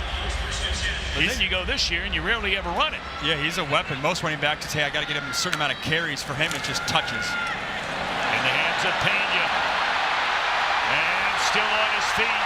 Inside the 15, inside the 10, and inside the 5. Look at the big war daddies in front of him. The offensive line getting out there and running. That's 4 offensive linemen getting the ball quickly to Pena. He runs right behind him, and I said it earlier, it doesn't necessarily have to be downfield home run shots. You can throw underneath and then run after catch with it. Pena, who's had a couple drops today, good response right there, and yards after catch to pick up a huge gain for the Orange. Quentin Reddish, who's really come on strong in his freshman year. 4-star high school recruit out of Charlotte, North Carolina, is injured down on the play. Of course, that's been a major story. And I go back, about injuries, and not suggesting for a second here that's what's going on here. But I mean to tell you, after hearing about it and hearing about it and hearing about it, especially Ole Miss, and teams that play Ole Miss, and you and I called them out on it. We saw them against Wake Forest, and everybody went off on you and me for that. Yeah, we were the first broadcast to really be like, it was every chunk play, every first down game, there was that fake injury ordeal. And now all of a sudden, Greg Sankey, the commissioner of the SEC, is saying fines, suspensions are coming if it keeps up. Of course, it's almost impossible to prove. All right, here's the big fella now, Villari. He is in the shotgun. And they'll do this with him. And when you're built like this, why not? And the big fella is into the end zone. Or is he? Well, it looked like he got there. Officials still talking about it. They say he's down to like the 4-inch line. They're going to give it to him again? No, McCord is up under center now. Villari's back there, though. Look at that dude. He's wondering how he didn't get in. I think they're taking a look at it. You see the replay here, carrying 3 Hokie defenders. He lands on top of him. I mean, that looks like he's in at first glance. The judge from the far side of the field came in sprint. She must have seen the knee down. No doubt about it this time.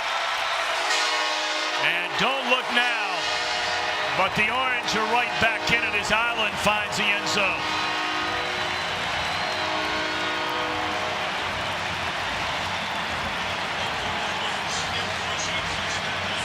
We said it, they got to get this guy going. LaQuint Allen using the Wildcat, but obviously the big play down the field. Trevor Payne on that screen pass got him there. Jumped the pile from LaQuint Allen. Kyle McCord's got to be fired up about this one. Take the pressure off your star quarterback, help him around him, get an easy completion on that screen pass. Utilize the Wildcat to get in. Well, you got to go for 2 here. Try to get you within 3. Allen in the backfield. Pena in motion. McCord going to throw it wide open. And they convert on the 2-point play. Gadsden to make it a 21-18 lead. Oh, we got a game. This kind of game we expected.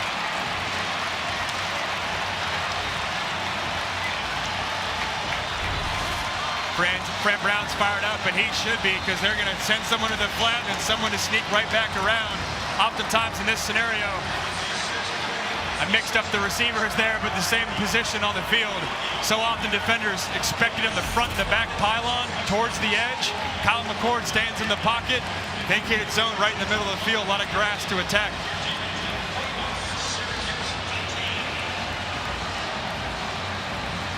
Fran Brown's team all of a sudden has come alive. Trailed 21-3 in this game. Pair of touchdowns, 2-point conversion, and now a 3-point game, and still 2:53 to go in the third. Well, this is where Schlee can, he answer the bell. Can the offense answer the bell? Remember, Malachi Thomas. Now we'll wait and see if he comes back out here. But they're already without 2. Thomas went out a second ago, and they're down to the redshirt freshman Jeremiah Coney in the backfield.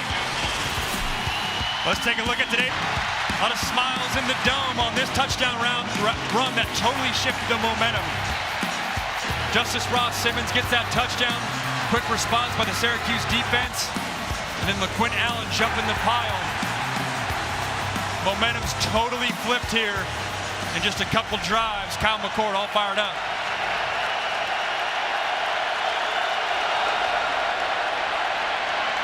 Well, that's something we've not seen here through the third quarter, and that's just a straight-up quarterback run. And that's a solid pickup on first down. We'll call it a gain of close to 4. 3, let's call it.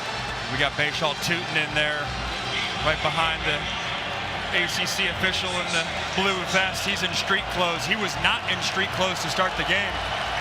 I did have the thought, too, with Malachi Thomas going down, does potentially Bayshall Tootin become an option if he's on the fence because you just run out of running backs? Here is Coney. And slips his way across the 30 up to the 33. Well, you're talking about a huge play. I know we've got a quarter and 2 minutes, but this 3rd down and 2. This joint's rocking for the first time today. It is, and I've played here. There's, from a quantity of fans, it doesn't stack up with some places, but in the dome with the noise condensed, an opposing quarterback, I remember yelling my head off, making sure my offensive line could hear me. It's tough in the dome with them fired up on 3rd and short. It's Coney next to Schlee. They're going to throw it. Schlee trying to fight. Can you believe that? That is sheer will and determination there by Schlee, and experience. That's a guy who's played football. And trust in your capability. There's a lot of quarterbacks that would go down, give up on the play. You're rolling right. You're trying to get your running back, Coney, on a little arrow route. He looks back, goes a little Johnny Manziel mode, picks up the 1st down. You said it, the trust, but also the player confidence to trust in your ability and your legs to pick up that 1st down. So they quiet the crowd temporarily anyway. 1st down, Hokies from the 35.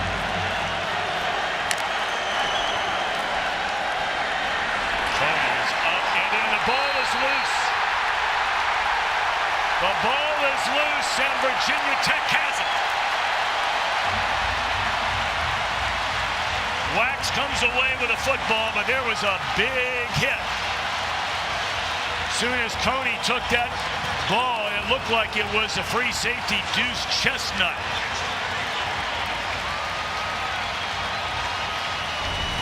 Deuce Chestnut came downhill with bad intentions. It's him and Coney right in the gap.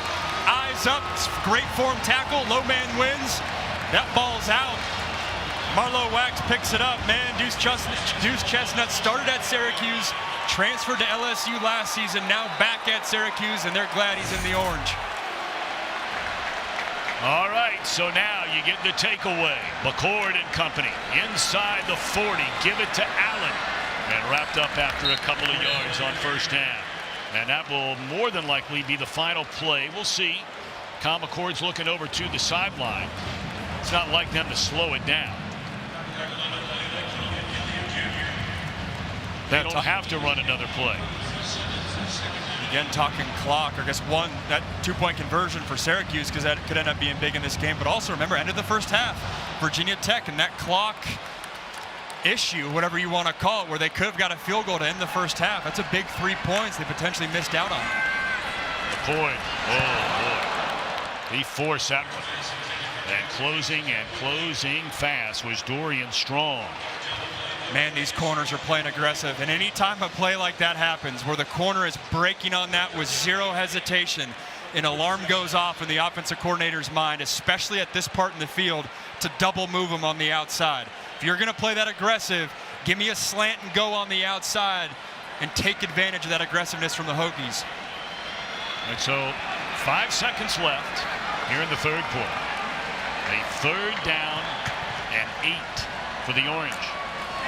McCoy, short drop. And that looks like it's enough for a 1st down on the catch by Jackson Meeks. And all right, Mike, thank you very much. Here we go in the 4th quarter. It's a 3-point lead in favor of the Virginia Tech Hokies. The winner of this game becomes bowl eligible. Syracuse with a win goes to 6-2. Virginia Tech with a win would have 4 straight wins for the first time in a long time. You've got to go back to September of 2017. 2nd down and 10. The Orange at the Virginia Tech 28. Slant.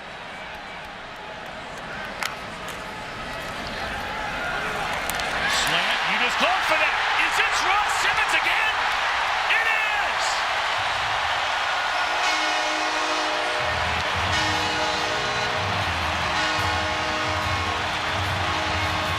I mean, this is storybook stuff for this young man. He has not caught a pass all year long. And now, back-to-back touchdown receptions. They're calling his number.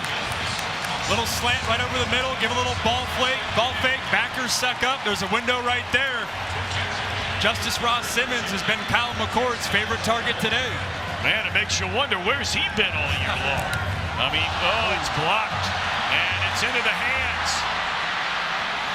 of West Virginia, Virginia Tech, and racing back the other way and tackled at the 45 is Jalen Jones. So now all of a sudden, rather than a 4-point lead, it is a 3-point lead, which could turn out to be a huge play in this game. Ross Simmons now with 3 catches, 2 of them for touchdowns. Right here, you're going to see Kyle McCord shove it in the running back's gut, pull it, and then just a poor angle by Mose Phillips, that safety, thinking that he was going to settle down. The big body Justice Ross Simmons coming across the middle, 6'3", 212, using that frame. Again, poor angle, and he gets in there easy. Then here on the extra point, too, you're seeing big Antoine Powell-Ryland, one of their best defenders, kind of leaps over that A-gap right there, gets a big mitt in the air. And that's his game. How huge would that have been if they were able to return that thing? Get a couple points of their own right. Yep. So 24-21. Well, you know, here you are, Virginia Tech. You're in the 4th quarter. No one knew. They might have known in that locker room, but no one knew we wouldn't see Kyron Drones. We found out literally minutes before the game he was not going to play. And again, to repeat, it is not because of any disciplinary action. You saw him in a walking boot down there. So that's number 1. We knew that Tootin was injured trying to put the game on ice against Georgia Tech, injured his ankle last week. Brent Pry told us he thought Tootin would play. Less than 100%, but play. He has not played it down. His backup, Thomas, and it looks like Thomas is back in the game now at running back after the fumble a moment ago, which led to the touchdown by Coney. Yeah, to me, is the biggest question right now. What's Thomas's health like? He's split out wide, and Jeremiah Coney had the fumble last drive. How much trust do they have in him? This is what they've gotten away from here in the second half, and for the life of me, I can't understand why. You can make an argument this has been their best play in the game. And what's unique, when you're thin at running back, put your receiver back there, Jalen Lane. He splits out to the right side. You're faking that toss sweep action. There's no one to keep contained. Colin Schlee's legs do the rest. You know, they take sack yardage into account when you're figuring out how well a quarterback is running the ball. And he's had a couple of called back on penalties. But Schlee has run it effectively here in the game today. The stats are not going to show. Thomas for a couple of yards. Brings up 2nd down and 8. You know, we're talking about what a huge day this is in the ACC. Here in this game, granted, long shot, but both teams still have a shot, would need a lot of help, to get to an ACC championship game. Both teams today, they lock up a win, they're bowl eligible. You have Miami taking on Duke. Miami's gotten by the skin of its teeth 3 times already this year. We'll finish up this thought after we check on the injured player. The game brought to you by Progressive Insurance. Save when you bundle auto, home, and motorcycle insurance. Visit progressive.com. This is why we have a close ball game. Justice Ross Simmons, 3 catches, 2 touchdowns.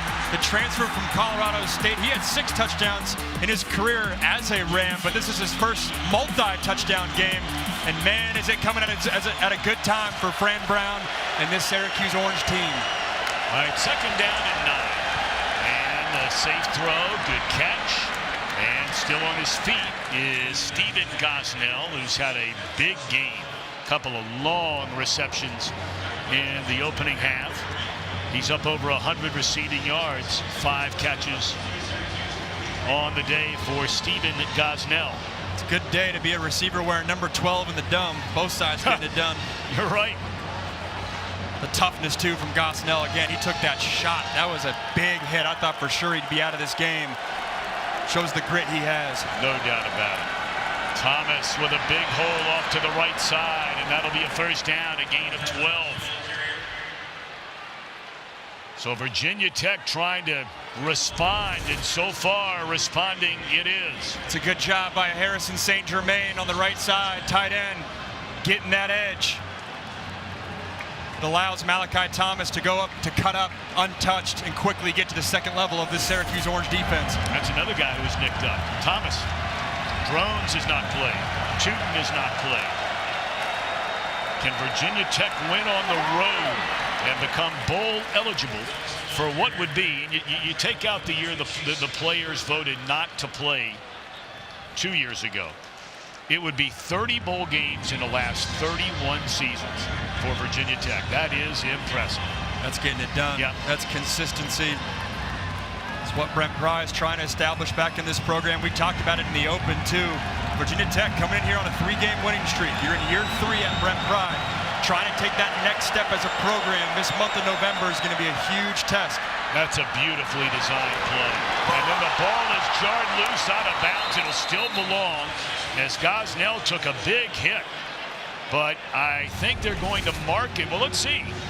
Yep, it's good enough for a first down. And it's a huge hit by safety Devin Grant, first-team All-MAC player last year at Buffalo. Came to Syracuse with co-defensive coordinator Robert White.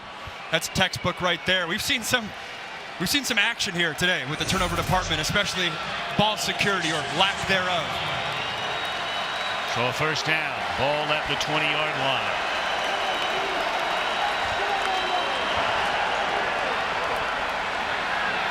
RPO, and Schlee will keep it and just sort of picks his way behind a couple of blockers to sneak inside the 15, and now he's slow getting up. Oh boy.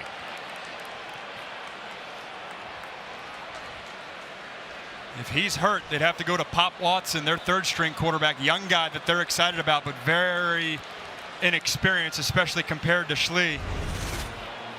You can see the patient run right here, and I saw his head whiplash back a little bit. The way he was tangled up, I wonder if it's a lower body injury. It looks like he might go to his left knee. Ankle, knee, right there with the Syracuse defensive lineman, linebacker on him. Could tell he was trying to shrug off the staff, saying, I don't want to come out. William Watson the third, they call him Pop. Smaller guy, and what a moment this would be for him down on the road to see major action really for the first time. Well, he saw action in 2 games a year ago. And there's Drones. I mean, there's not much he can do. Clearly, all eyes right now. You know, Watson and Schlee went into camp battling for who would be the backup quarterback behind Drones this season. I do think it's not insignificant whether it's ankle or knee. With your adrenaline going, if you're calling Schlee, ankle's a little bit more manageable to get an extra tape job and get back out there. Knee's more scary because obviously you got some heavy-duty ligaments in there. Pretty solid day for him. His arm and his legs have been a factor. There's just moments in this game where Virginia Tech could have pulled away, could have separated, especially those first 2 quarters. They weren't able to do so. Virginia Tech's defense was playing at a really high level, but the offense couldn't convert on touchdowns to separate. Instead, Syracuse took advantage of the momentum in the 3rd quarter and got it back on their side. Watson, a young man, highly touted out of high school. He was suspended last year for violation of team rules. Actually only played in a couple of games, 3 to be exact. And he's going to hand it off, and this will be a touchdown to Thomas. So on the very first play, after their backup quarterback goes down and the 3rd-string quarterback Watson comes in, Virginia Tech does what Virginia Tech does, and that's run the football. As Schlee still limping around along that sideline. They're going to trust their run game as we see the ace ump cam. It's a great job by the right side of the offensive line. Parker Clements at right tackle, Caden Moore right guard, washing the Syracuse defensive line out. Gave a nice cutback lane for Malachi Thomas, and when a 3rd-string young quarterback comes in, you know you're expecting run if you're a defense. Even so, the Hokies are able to get it in for a touchdown.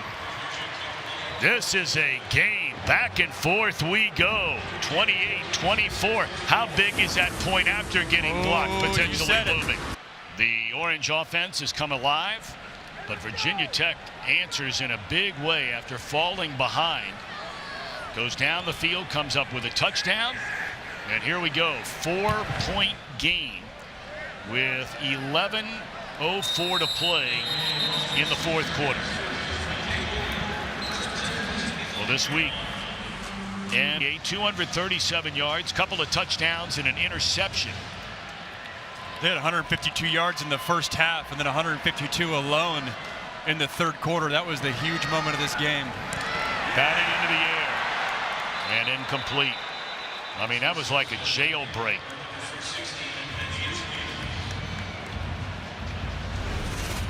Aeneas Peebles, I believe, got a hand on it, but 3 Hokies zeroing in. Yeah, it was Peebles.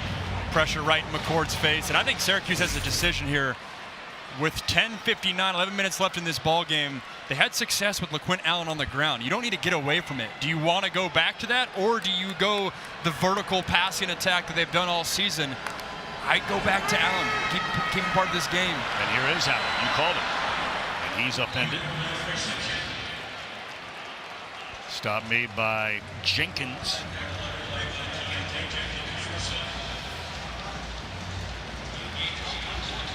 Trevor for more on Schlee. Was just on the Virginia Tech sideline taking a look at Connor Schlee. He appears to be, for all intents and purposes, planning to go right back in there once they get their next series. He was sitting with his quarterback coach, watching the iPad, still very much so engaged in this tilt. It's Trevor Scales, former great running back at Harvard, and able to pick up that information, and we appreciate it. I know you at home do as well. 10-15 and counting in the fourth. This is a 3rd down and 7. 4-man rush, and McCord will be wrapped up and thrown to the deck. And who else would it be? Now with 12 sacks on the year, Antoine Powell-Ryland. He's got the 2nd most sacks in the country, and when they need him in the fourth quarter, their impact player comes up big. That's just, I won't call it a bull rush. I won't call it a speed rush. I'll just call it being a good rusher. Gets right past the Syracuse offensive lineman, and haven't called his name a ton today, a couple times, but Powell-Ryland coming up big. Short punt and coming way up to get it. There was a collision there. Oh, yeah. Between a Syracuse cover man and the punt returner. And generally that flag is not thrown on the punt returner. Not at all. Surprised they didn't come out right away. Looked like a Syracuse orange. Kick catch interference. Kicking team number 7. Yep. 15-yard penalty from the spot of the foul. It's first down. Marcellus Barnes, and that's a 15-yard penalty. So Virginia Tech will get the ball at midfield. We're under 10 minutes to go here in the fourth. 50 years.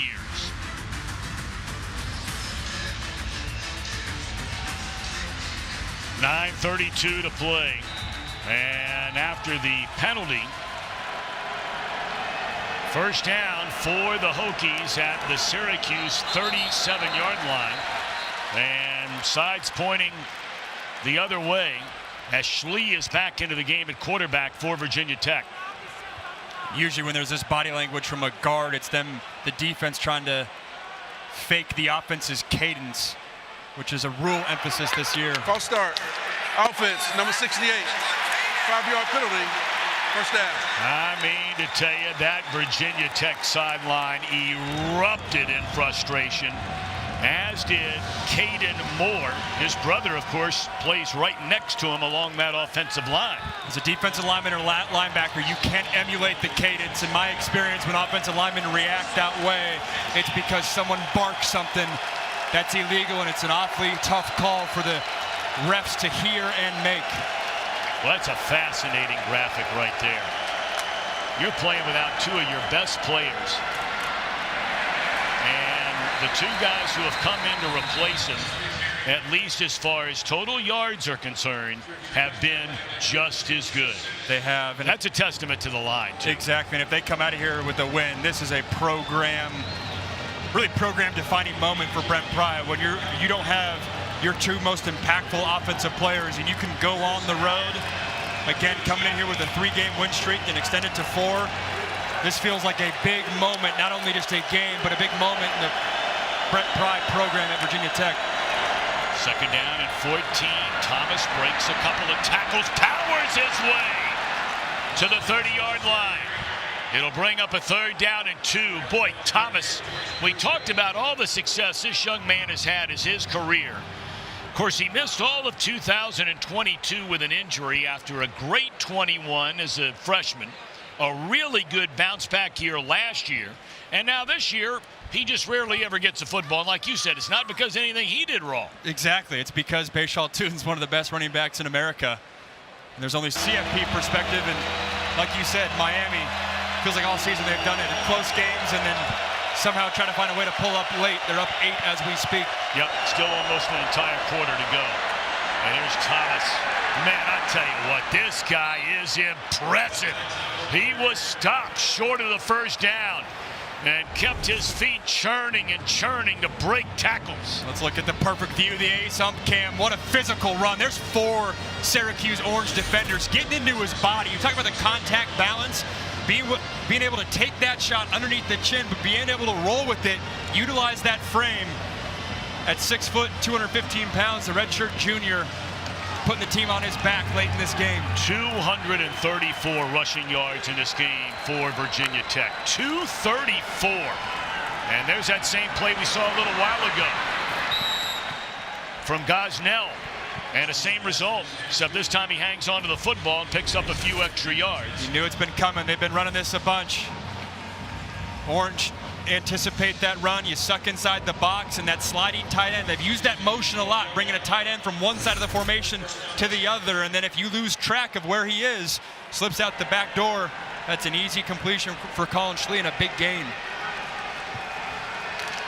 Clock tick, tick, tick, tick, tick. 7:20 to go.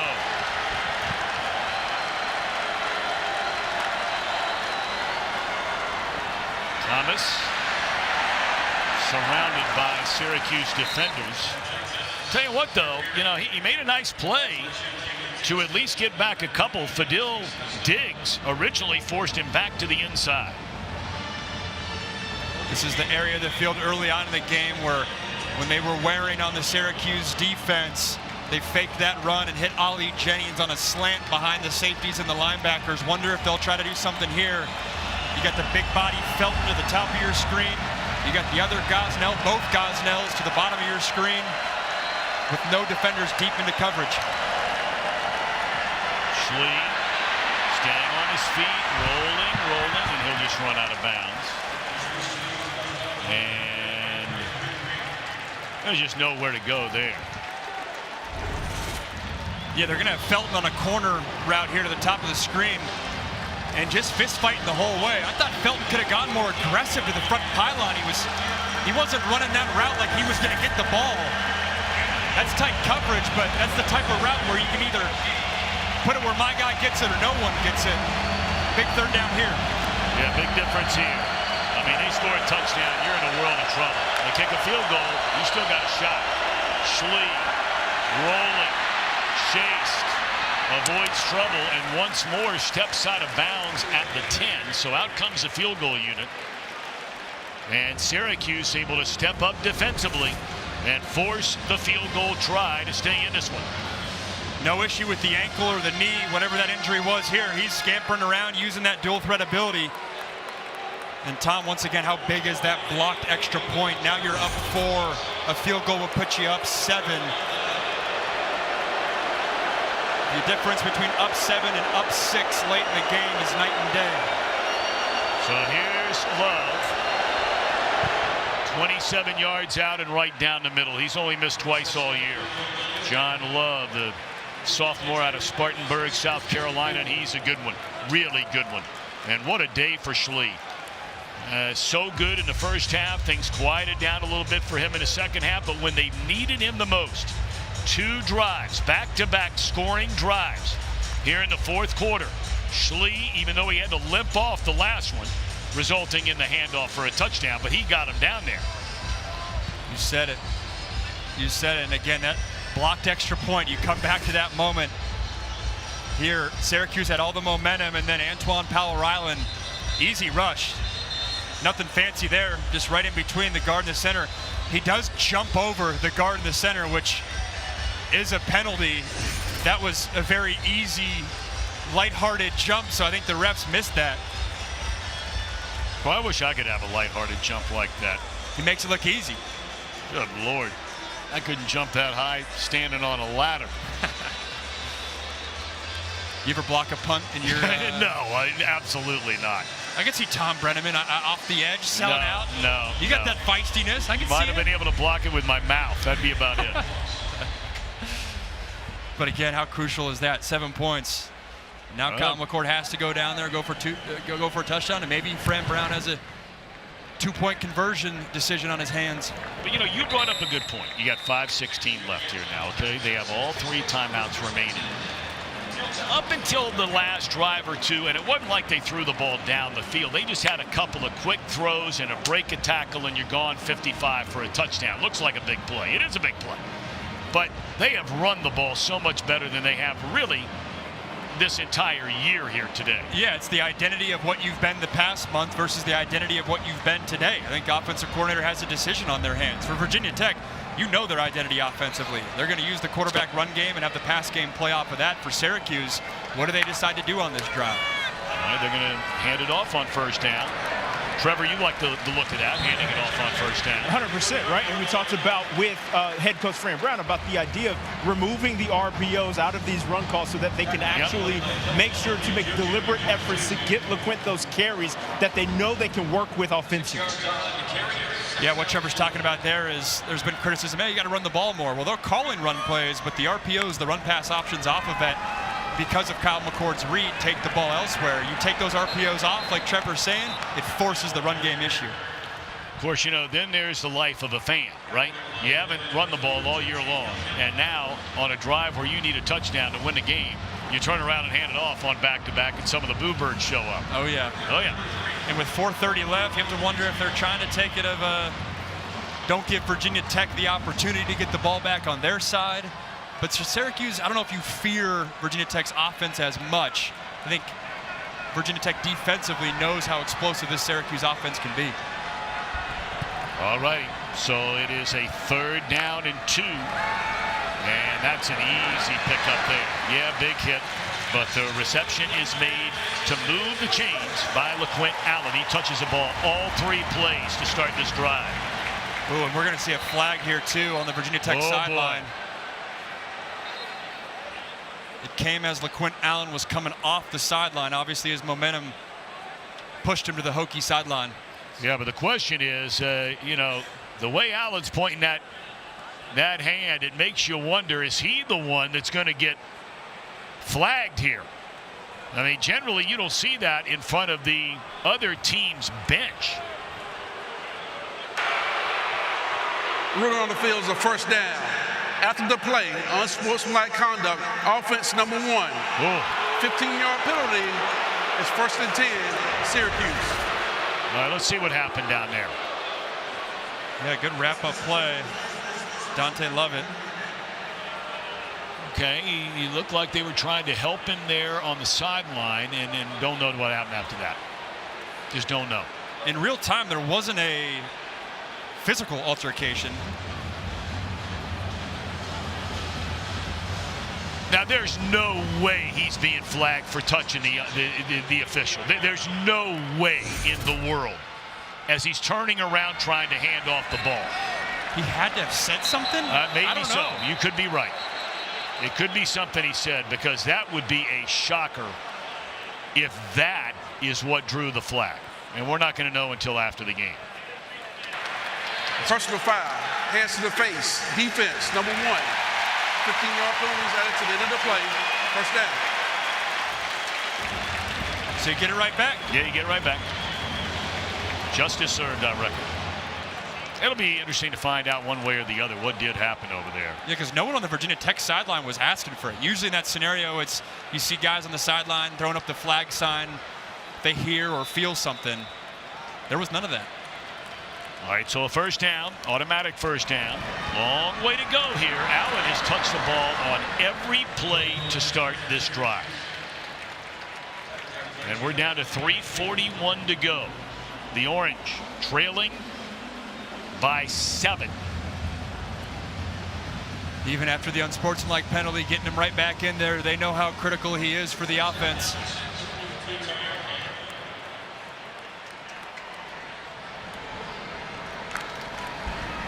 Allen once more slithers his way across the 40, close to the 48-yard line.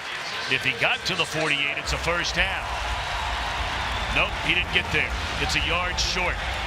They'll hurry up to the line of scrimmage, and McCord will take it himself. That's tough to tell. I mean, they hurried up right now. First down.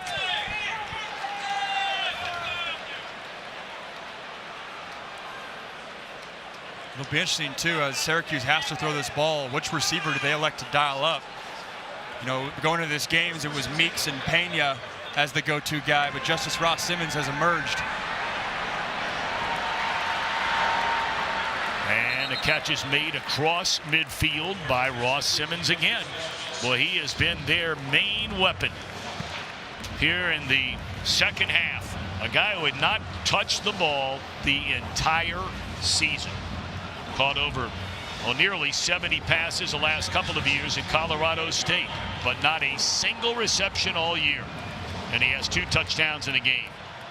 And this is the formation that would give me the most fear if I was Virginia Tech. Empty formation, forcing your linebackers to cover on guys like Allen and Pena in the slot. Well, and they find the tight end, Gadsden. And that is a first down. That will take us to the 2-minute timeout. Kyle McCord in the orange, needing a touchdown and an extra point to tie it. 1:58 in the fourth.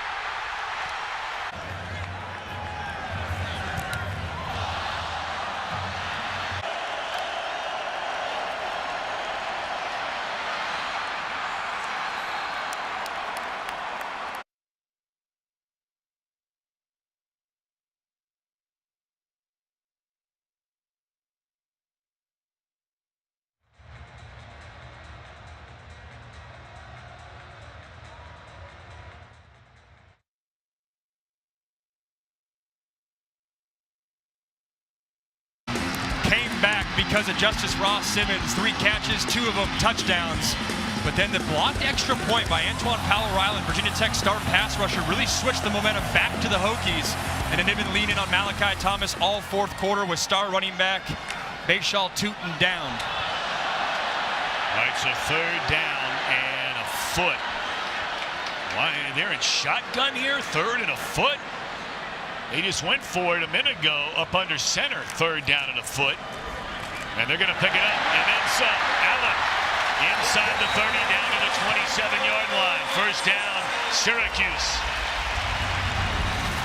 Man, this Syracuse offensive line, especially up the middle, in those A gaps, the guards in that center, Reed, they've done a nice job today.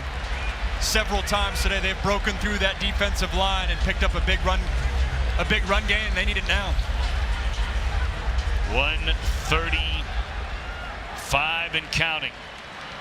Syracuse with all 3 timeouts remaining. McCord to throw it. And overthrew the intended target. And a penalty flag down. Valari. Did he draw the PI? Looks like he did. Defense, number 20. 15-yard penalty. First down. That's Caleb Woodson in coverage. It looked like he was tugging the left arm of Valari. Didn't get his eyes back either. Let's see how much contact's made. Yep, he's tugging on that left arm. and it's right in front of the referee, too. The referee's right outside of our frame on the right side, right in front of his eyes. If he gets his eyes back, sometimes it's a call you get away with as a when you're in coverage. When you don't make a play on the ball and you're tugging, relatively easy call. All right, so now we're down to 1:26. Automatic first down, not a spot of the foul. It's a 15-yard penalty in the college game. McCoy, and he's dropped. Clock down to 1:15. Nice pursuit by Jaden Keller, linebacker for Virginia Tech. And if you're the Hokies now, you got to start thinking about, do you use a timeout with 3 in your back pocket and don't let Syracuse bleed this clock and have this be the last possession of the game? The fact that they have not given up their timeouts means they're going to trust their defense, a defense that is one of the best red zone defenses in the country, a top 5 red zone defense. All right, second down, and to throw it, and it's caught inside the 2-yard line by Pena. And that is enough for a first down. It is first and goal for the Orange. We saw similar action earlier on in the game to Justice Ross Simmons. This time it's Pena. Try to get in there with McCord on the keeper up under center. Did not get there. Second down and goal. And a timeout taken by Syracuse.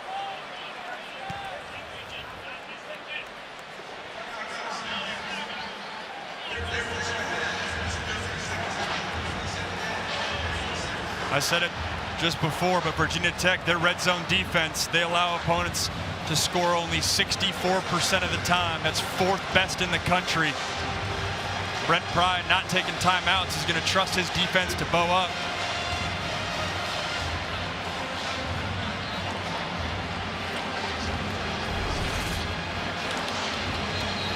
Seen this a few times today. The quarterback sneak by McCord. It's good penetration up the middle by the Hokie defensive line, allowing those edge guys to stop McCord. Only got 3 feet left, Tom. 3 feet left, but boy, sometime that can be the old adage about the longest yard, right? Yep. All right, McCoy, his main man has been Allen all day, up over 100 yards. Is LaQuinn Allen, 111 in the game. You got Max Runyon in there at the fullback spot. And Allen up and over the top. It is a touchdown. So a temporary celebration as you get in. As we've seen already, it's no automatic thing this point after. Virginia Tech has blocked one already. Otherwise, this point after would give Syracuse the lead and more than likely the win. Yeah, man, how crucial is that? What a drive by Syracuse, though. You lost the momentum. Virginia Tech and Colin Schlee had all of it. You respond with a big-time drive, multi-play drive, getting into double digits, getting into the end zone. All right, so now Kennedy. Oh, and they almost got another one, but it's good, and we are tied at 31 apiece. Virginia Tech has not played an overtime game this year. Of course, Fran Brown's team won one of the wildest games played in college football this season at UNLV when they beat the then-ranked Rebels 44-41 in overtime. Right there by Fran Brown, too, electing not to go for 2. It's always a decision point for coaches late in the game. I wouldn't be surprised if Virginia Tech was in that scenario. If they went for 2 and tried to get the win, you have a mobile quarterback. You can utilize his legs on the edge. You got tight ends you like and run game you like. For Fran Brown, he does not have a mobile quarterback, which is certainly a weapon in short yardage when the ball is on the 3-yard line. And I don't know how much you trust your run game. Not sure exactly if you have a receiver on the outside that can win a jump ball threat. He elects to kick it. Trust his team to take this thing into overtime and take this win.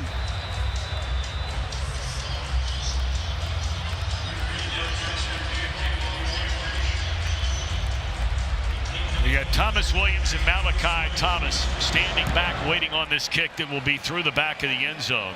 All right, you have 29 seconds. You have a kicker who has hit from 57 yards this year in John Love. He's 2 out of 3 from 50 and beyond. It is your backup quarterback in Schlee, but he's not some guy that just, got off the truck yesterday. He's been around for a while. So what do you think? He has. I'm looking Jalen Lane's way. The slot receiver, the yards after catch specialist for the Hokies. See if you can get something underneath for him or in the intermediate and see if he can make someone miss to pick up a big gain and make this field goal more realistic. Well, you got a ways to go. You do have 3 timeouts. Or are they just going to settle and play for the overtime? They're going to settle and play for the overtime. 25, and on first down they spread it out and they're going to run it on first down to Allen. As Virginia Tech won the toss, elected to play defense, and that is a first down run. What a play call too, a little swinging gate action to start. You had multiple offensive linemen to the left side, knowing that Virginia Tech's going to be outmanned or out-leveraged. That's the type of play call I'm sure they've practiced every Friday, knowing that if we get to an overtime situation, that's what we're going to pick up an easy 15 yards. Valari got confused on if he's in the game or not. He comes racing back out there. First down and goal from just inside the 10. McCord gives it to Allen, and he is spinning his way for the touchdown.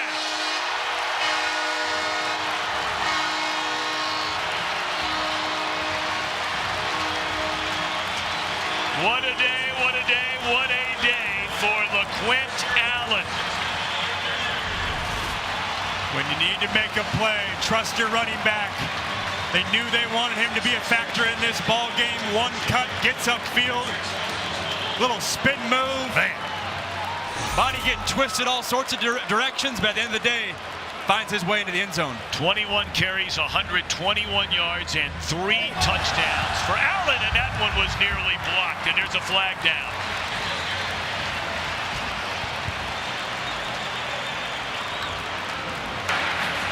Offside. Defense, number 44. That penalty's declined. The try is good.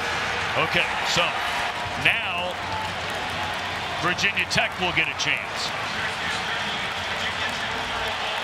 You score a touchdown in the pro game, the game's over. It's a great thing about the college game is that, you at least get one shot at it. Now, if you turn the ball over on your first play, different ball game. Makes for more drama. And I want to go back to that first play that Syracuse dialed up because they didn't waste any time. You have 4 offensive linemen right there on the outside. You know that they have to bring defensive linemen with those offensive linemen, which gives you leverage inside the middle of the field, what was the box, as you say. That's the type of play call I'm sure they practiced again and again, knowing that if we get to overtime, that's what we're going to. All right, so now Schlee, he's going to throw it on first down into traffic and looking for the penalty, and there is a flag. Immediately, it was Gosnell turning around saying that he was being held. Pass interference. Defense, number 7. 3-yard penalty. First down. So again, that's not a spot on the ball foul inside the 5. That'll put the ball at the 10-yard line. It'll be first and goal. Jenkins. Shows the trust Virginia Tech has in their backup quarterback. First play of overtime. Could have run the ball like he did last drive.